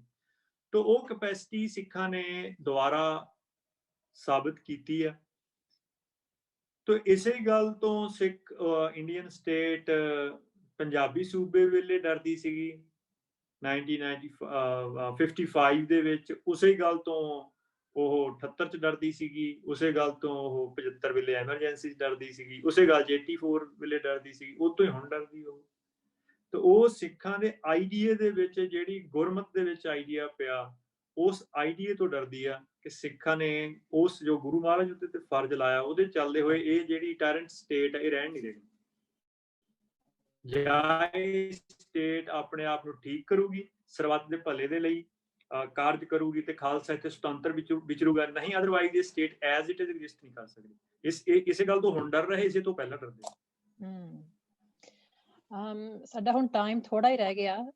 ਜਪਮਨ ਕੌਰ, ਕੋਈ ਸਵਾਲ ਸੀ ਕੋਈ ਆਏ in the chat box? There was one about green and red revolution. Someone wanted some clarity on that. Maybe ਮੈਂ ਪੁੱਛਦੀ ਹਾਂ, I think ਮਨਤੀਰ ਸਿੰਘ ਤੁਸੀਂ mention ਕੀਤਾ ਸੀ ਪਹਿਲਾਂ, ਥੋੜਾ ਜਿਹਾ ਤੁਸੀਂ mention ਕੀਤਾ ਸੀ about a green revolution and a red revolution. ਤੁਸੀਂ very briefly ਸਾਨੂੰ ਥੋੜਾ ਜਿਹਾ ਦੱਸ ਸਕਦੇ ਹੋ ਕਿ green revolution ਤੇ red revolution ਕੀ ਸੀ? Very briefly. ਨਹੀਂ, ਉਸ ਵਕਤ ਨਾ 60s ਦੇ ਵਿੱਚ ਰਸ਼ੀਆ ਤੇ ਚਾਈਨਾ ਬਹੁਤ ਜ਼ਿਆਦਾ ਪਾਵਰਫੁਲ ਸੀਗੇ। ਰਸ਼ੀਆ ਔਰ ਚਾਈਨਾ ਦੀ ਅਮਰੀਕਾ ਦੇ ਨਾਲ ਤਾਂ ਸਾਨੂੰ ਸਾਰਿਆਂ ਨੂੰ ਪਤਾ ਕਿ ਪੋਲੀਟੀਕਲ ਜਿਹੜੀ ਸਾਰੀ ਕਨਫਲਿਕਟ ਸੀਗੀ 60s ਦੇ ਵਿੱਚ ਬਹੁਤ ਜ਼ਿਆਦਾ ਸੀਗੀ, ਰਾਈਜ਼ ਤੇ ਸੀਗੀ। ਉਸ ਵਕਤ ਇੱਕ ਵਕਤ ਹਾਲਾਤ ਬਣ ਗਏ ਸੀਗੇ ਕਿ ਇੰਡੀਆ ਦੇ ਵਿੱਚ ਵੀ 60s ਦੇ ਵਿੱਚ ਜਿਹੜੀਆਂ ਮਾਰਕਸਿਸਟ ਫੋਰਸਿਸ ਸੀਗੀਆਂ ਉਹ ਬਹੁਤ ਜ਼ਿਆਦਾ ਰਾਈਜ਼ 'ਚ ਆ ਗਈਆਂ ਸੀਗੀਆਂ। ਈਵਨ ਪੰਜਾਬ ਦੇ ਵਿੱਚ ਬਹੁਤ ਪਾਵਰਫੁਲ ਹੋ ਗਈਆਂ ਸੀਗੀਆਂ 60s ਦੇ ਵਿੱਚ। ਉਦੋਂ ਇੰਡੀਆ ਤੇ ਅਮਰੀਕਾ ਨੂੰ ਸਾਂਝੇ ਤੌਰ ਤੇ ਇਹ ਲੱਗਣ ਲੱਗਿਆ ਸੀਗਾ ਕਿ ਜੇ ਪੰਜਾਬ ਦੇ ਵਿੱਚ ਜਿਹੜੀਆਂ ਇਹ ਮਾਰਕਸਿਸਟ ਆਰਗੇਨਾਈਜੇਸ਼ਨਸ ਹੈਗੀਆਂ ਇਹ ਬਹੁਤ ਪਾਵਰਫੁਲ ਹੋ ਗਈਆਂ ਤੇ ਇਹ ਇੰਡੀਆ ਵੀ ਕਿਤੇ ਮਾਰਕਸਿਸਟ ਕੰਟਰੀ ਨਾ ਬਣ ਜਾਏ। ਜੇ ਇੰਡੀਆ ਵੀ ਮਾਰਕਸਿਸਟ ਕੰਟਰੀ ਬਣਦਾ, ਰਸ਼ੀਆ ਚਾਈਨਾ ਆਲਰੇਡੀ ਹੈਗੇ, ਤਾਂ ਏਸ਼ੀਆ ਤੋਂ ਸਾਰਾ ਜਾਂਦਾ ਲੱਗਦਾ ਸੀਗਾ ਅਮਰੀਕਾ ਦੇ ਕੋਲ, ਜਿਹੜੇ ਸਾਰੇ ਵੈਸਟ ਦੇ ਕੋਲ। ਤੋ ਉਹਨਾਂ ਲਈ ਬਹੁਤ ਜ਼ਰੂਰੀ ਹੋ ਗਿਆ ਸੀਗਾ ਕਿ ਘੱਟੋ ਘੱਟ ਇੰਡੀਆ ਦੇ ਵਿੱਚ ਜਿਹੜਾ ਰੈਡ ਰੈਵੋਲੂਸ਼ਨ ਹੈਗਾ ਉਹ ਰੋਕਿਆ ਜਾਏ। ਤੋ ਇਸ ਕਰਕੇ ਉਹਦੀ ਜਿਹੜੀ ਸਭ ਤੋਂ ਜਿਸ ਗੱਲ ਤੋਂ ਡਰ ਲੱਗਦਾ ਸੀਗਾ ਉਹਨਾਂ ਦਾ ਹਿਸਟੋਰੀਕਲੀ ਜੇ ਪੰਜਾਬ ਨੇ ਇਹ ਲੀਡ ਕੀਤਾ ਤਾਂ ਉਹ ਇੰਡੀਆ ਦੇ ਲਈ ਰੋਕਣਾ ਬਹੁਤ ਔਖਾ ਹੋ ਜਾਣਾ। ਤੋ ਇਸ ਕਰਕੇ ਉਹਨਾਂ ਨੇ ਇਹ ਜਿਹੜਾ ਗ੍ਰੀਨ ਰੈਵੋਲੂਸ਼ਨ ਹੈਗਾ ਉਹ ਪੰਜਾਬ 'ਚ ਲਾਗੂ ਕੀਤਾ। ਹਾਲਾਂਕਿ ਜਿਹੜਾ ਇਹ ਅਮਰੀਕਨ ਐਗਰੀਕਲਚਰ ਮਾਡਲ ਹੈਗਾ ਇਹਦੇ ਲਈ 3 ਚੀਜ਼ਾਂ ਉਹ ਜ਼ਰੂਰੀ ਮੰਨਦੇ ਲਾਗੂ ਕਰਨ ਦੇ ਲਈ। ਇੱਕ ਕਿ ਜਿਹੜੀ ਸੋਇਲ ਉਹ ਫਰਟਾਈਲ ਸੋਇਲ ਚਾਹੀਦੀ, ਦੂਜਾ ਜਿਹੜਾ ਸਕਿਲਡ ਜਿਹੜੀ ਹਿਊਮਨ ਸੋਰਸ ਚਾਹੀਦੇ, ਤੇ ਤੀਜਾ ਅਸ਼ੋਰਡ ਇਰੀਗੇਸ਼ਨ ਚਾਹੀਦੀ। ਇਹ 3 ਚੀਜ਼ਾਂ ਸਾਰੇ ਨਾਰਥ ਇੰਡੀਆ 'ਚ ਅਵੇਲੇਬਲ ਸੀਗੀਆਂ। ਹਾਲਾਂਕਿ ਜੇ ਤੁਸੀਂ ਸੋਇਲ ਦੇਖੋ, ਬਿਹਾਰ ਦੀ ਸੋਇਲ ਪੰਜਾਬ ਤੋਂ ਵਧੀਆ, ਜਿਹੜਾ ਪਾਣੀ ਆ ਉਹ ਵੀ ਗੰਗਾ ਬੇਸਨ ਦੇ ਵਿੱਚ ਇੰਡਸ ਬੇਸਨ ਨਾਲੋਂ ਬਹੁਤ ਜ਼ਿਆਦਾ ਆ, ਪੰਜਾਬ ਨਾਲੋਂ 10 ਟਾਈਮਸ ਜ਼ਿਆਦਾ ਆ ਉੱਥੇ ਪਾਣੀ। ਤੇ ਜਿਹੜੀ ਸਕਿਲਡ ਲੇਬਰ ਦੀ ਜਾਂ ਰਿਸੋਰਸਿਸ ਦੀ ਗੱਲ ਹੈਗੀ ਆ ਉਹ ਕੋਈ ਵੱਡਾ ਮਸਲਾ ਨਹੀਂ, ਕਿਉਂਕਿ ਇਸ ਟੈਕਨੀਕ ਦੀ ਉਹਨਾਂ ਨੇ ਅਮਰੀਕਾ ਨੇ ਟ੍ਰੇਨਡ ਕੀਤਾ। ਜਿਸ ਗੱਲ ਨੇ ਫਰਕ ਪਾਇਆ ਪੰਜਾਬ ਦੇ ਵਿੱਚ ਸਥਾਪਿਤ ਕੀਤਾ ਉਹ ਇਹ ਆ ਕਿ ਜਿਹੜੀ ਅਸ਼ੋਰਡ ਪ੍ਰਾਈਸ ਸੀਗਾ ਪੰਜਾਬ ਦੇ ਵਿੱਚ ਵੀ ਜਿਹੜੇ ਸਿੱਖ ਡਿਸਟ੍ਰਿਕਟ ਸੀਗੇ ਉਹਨਾਂ ਦੇ ਵਿੱਚ ਹੀ ਇਹਨਾਂ ਨੇ ਮਾਰਕੀਟਿੰਗ ਦਾ ਸਿਸਟਮ ਐਸਟੈਬਲਿਸ਼ ਕੀਤਾ, ਮਾਰਕੀਟਿੰਗ ਯਾਰਡ ਐਸਟੈਬਲਿਸ਼ ਕੀਤੇ, ਉੱਥੇ ਹੀ ਅਸ਼ੋਰਡ ਪ੍ਰਾਈਸ ਮਿਲਿਆ। ਜਿਹੜੇ ਹਰਿਆਣੇ ਦੇ ਨਾਨ ਸਿੱਖ ਜ਼ਿਲ੍ਹੇ ਨੇ ਉੱਥੇ ਅੱਜ ਵੀ ਪ੍ਰਾਈਸ ਨਹੀਂ ਮਿਲ ਰਿਹਾ ਹੈ MSP ਦਾ, ਮਿਨੀਮਮ ਸਪੋਰਟ ਪ੍ਰਾਈਸ ਦਾ। ਅੱਜ ਵੀ ਤੁਸੀਂ ਦੇਖੋਗੇ ਕਿ ਇਹ ਗੱਲ ਦਾ ਬਿਲਕੁਲ ਫਰਕ ਪਤਾ ਲੱਗ ਜਾਂਦਾ।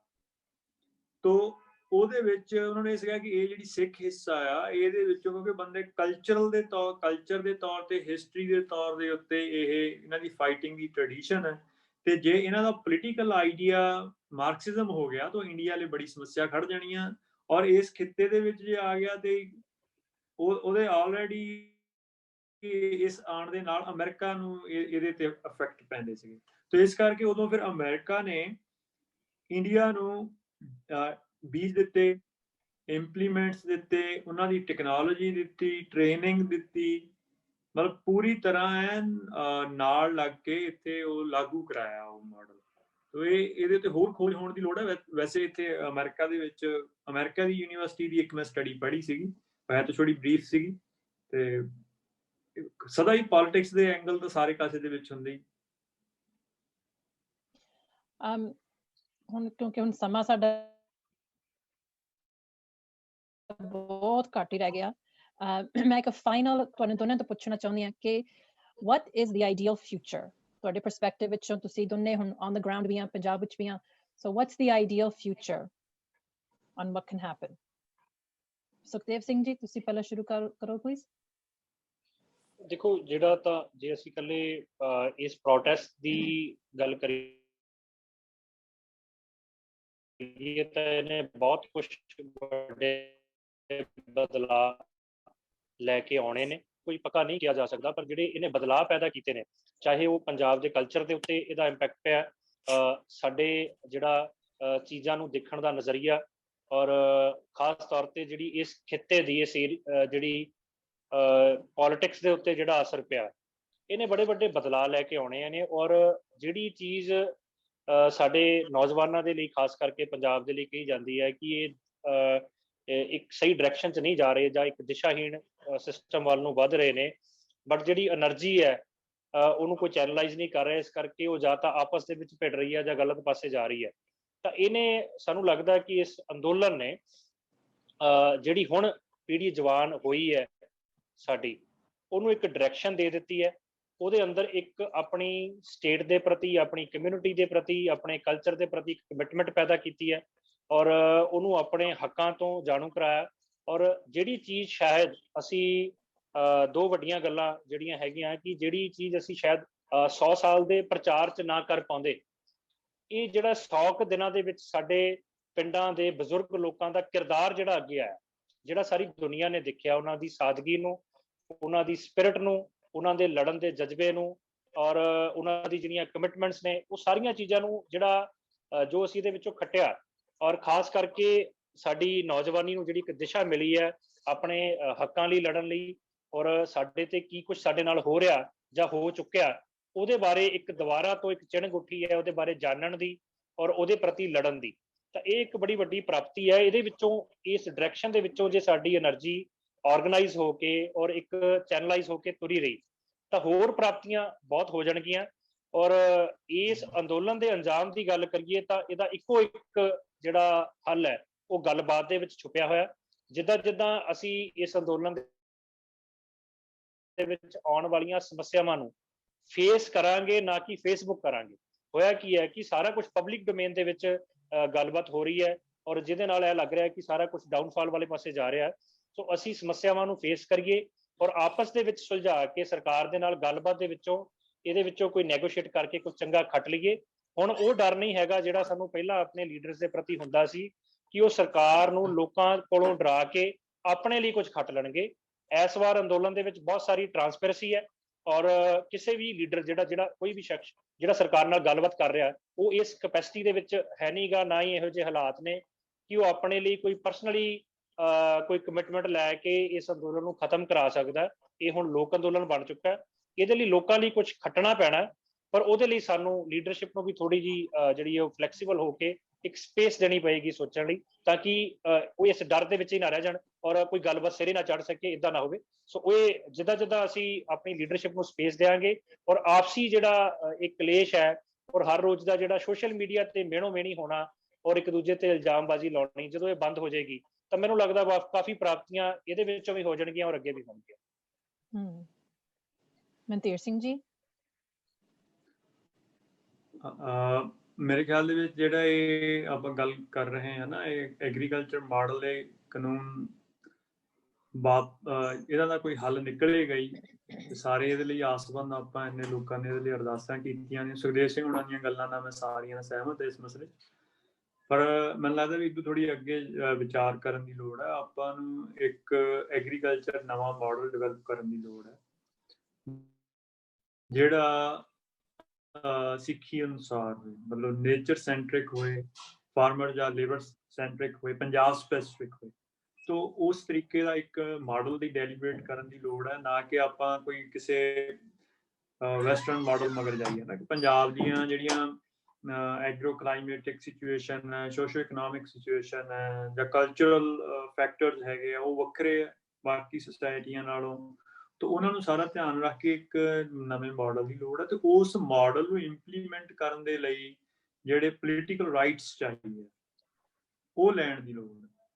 ਕਿਉਂਕਿ ਹੁਣ ਇਸ ਵਕਤ ਪੰਜਾਬ ਕੋਲ ਕੋਈ ਉਸ ਤਰੀਕੇ ਦੇ ਪੋਲੀਟੀਕਲ ਰਾਈਟਸ ਨਹੀਂ ਹੈਗੇ ਕਿ ਪੰਜਾਬ ਛੋਟੀ ਮੋਟੀ ਵੀ ਚੇਂਜ ਜਿਹੜੇ ਚੱਲ ਰਹੇ ਮਾਡਲ ਹੈਗੇ ਆ ਉਹਨਾਂ 'ਚ ਲਿਆ ਸਕੇ। ਪਹਿਲਾਂ ਤਾਂ ਇੱਕ ਉਹ ਮਾਡਲ ਸੋਚਣ ਦੀ ਲੋੜ ਹੈ, ਉਦੋਂ ਅੱਗੇ ਉਹ ਮਾਡਲ ਇੰਪਲੀਮੈਂਟ ਕਰਨ ਲਈ ਪੋਲੀਟੀਕਲ ਰਾਈਟਸ ਲੈਣ ਦੇ ਲਈ ਇੱਕ ਸਟਰਗਲ ਦੀ ਲੋੜ ਹੈ। ਸੋ ਜਾਣੀ ਕਹਿਣ ਦਾ ਮੇਰਾ ਭਾਵ ਇਹੀ ਹੈ ਕਿ ਫਿਊਚਰ ਜਿਹੜਾ ਉਹ ਸਟਰਗਲਸ ਦਾ ਹੀ ਹੈ।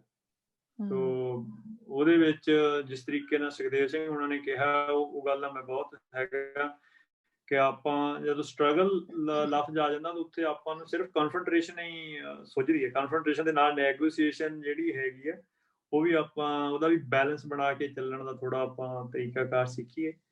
ਤੋ ਬਾਕੀ ਮਹਾਰਾਜ ਚੜ੍ਹਦੀ ਕਲਾ ਕਰਨਗੇ। Amazing. ਮੈਂ ਤੁਹਾਡੇ ਦੋਨਿਆਂ ਦਾ ਬਹੁਤ ਬਹੁਤ ਧੰਨਵਾਦ ਕਰਦੀ ਹਾਂ। ਤੁਸੀਂ ਆਪਣਾ ਕੀਮਤੀ ਟਾਈਮ ਕੱਢ ਕੇ ਸਾਡੇ ਨਾਲ ਇੰਨਾ ਟਾਈਮ ਨਾਲ ਤੁਸੀਂ ਬਹਿ ਕੇ ਸਾਡੇ ਨਾਲ ਬੜੇ ਪਿਆਰ ਨਾਲ ਸਤਿਕਾਰ ਨਾਲ ਸਾਨੂੰ ਜੋ ਤੁਹਾਡੀ ਗੱਲਾਂ ਤੁਹਾਡੇ ਗੱਲਬਾਤ ਤੁਸੀਂ ਸਾਂਝੇ ਕੀਤੀਆਂ ਸਾਡੇ ਨਾਲ, ਤੁਹਾਡਾ ਬਹੁਤ ਬਹੁਤ ਧੰਨਵਾਦ। I want to thank our panelists. They provided an amazing perspective and a different lens for us to think about what's happening to our brothers and sisters in Punjab and in Delhi right now. I want to also thank our organizers of this special seminar, Japman Kaur, Manveer Kaur, and Ujjwal Didar Singh.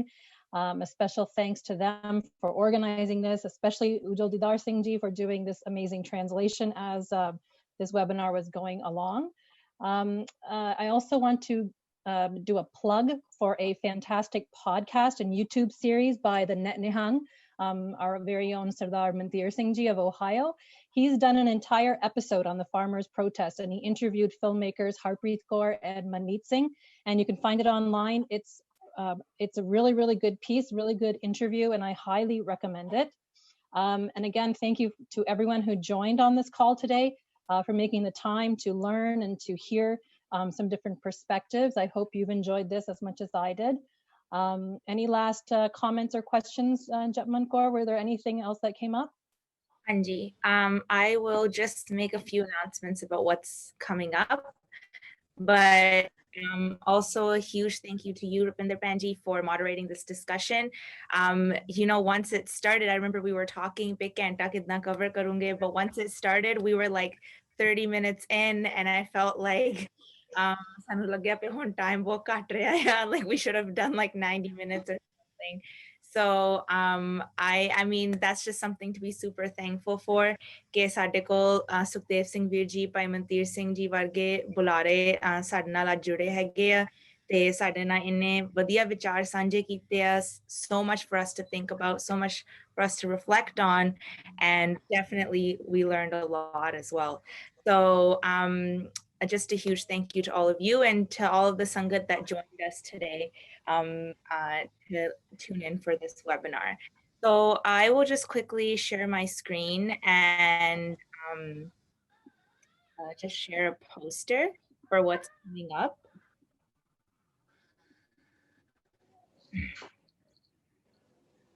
So this is what we have in store for the next couple weekends. The dates will be released over the next week, but our next webinar is Apna Mool Pachan, and then after that we'll be doing a Sikhi Basics 101. So Apna Mool Pachan is kind of understanding our origin as it's written there, but kind of deeply reflecting on like Vaheguru's creation, our like purpose in this world, more of a reflective conversation. And that will also 101 is going to be just any questions that we may have on Sikh Rahat, certain protocols within our Panth, just the kind of basics on that. And then all of that will lead up to our Siana Gurmat retreat, Memorial Day weekend. And this year, the theme for our retreat is Sangat, and we'll be diving into different aspects of Sangat and kind of recognizing Sangat and learning how to make Guru Sahib our daily Sangat. So that's what we have in store for the next few weekends, and we hope that you all will join. This was our first webinar of the year, and we're excited to see you all, but please spread the word for the upcoming webinars as well, so that we can have even more Sangat join. And we will also be editing and posting the recording of this webinar. We'll make sure that all of you have access to that, and that you all should share that as well, because I think this discussion was really, really amazing. And given the current circumstances and everything everyone's been talking about regarding the Morcha, the farmers' protest, I think all of the points that were discussed today are very important for us to reflect on and to have like on our minds. So with that, that's all the announcements I had for today. So Ujuldar Singh, ਹੋਰ ਕੁਛ ਰਹਿੰਦਾ ਸੀਗਾ? ਫਤਿਹ ਜੀ Okay. All right. Well, just a final thank you, and Maharaj da ਬਹੁਤ ਧੰਨਵਾਦ ਸਾਨੂੰ ਸਾਰਿਆਂ ਨੂੰ ਅੱਜ ਜੋੜਿਆ. Yep, ਠੀਕ ਹੈ ਫਿਰ. Everyone, you can go enjoy the rest of your Saturday. And ਠੀਕ ਹੈ ਜੀ. ਵਾਹਿਗੁਰੂ ਜੀ ਕਾ ਖਾਲਸਾ. ਖਾਲਸਾ ਵਾਹਿਗੁਰੂ ਜੀ ਕੀ ਵਾਹਿਗੁਰੂ ਜੀ ਕੀ ਫਤਿਹ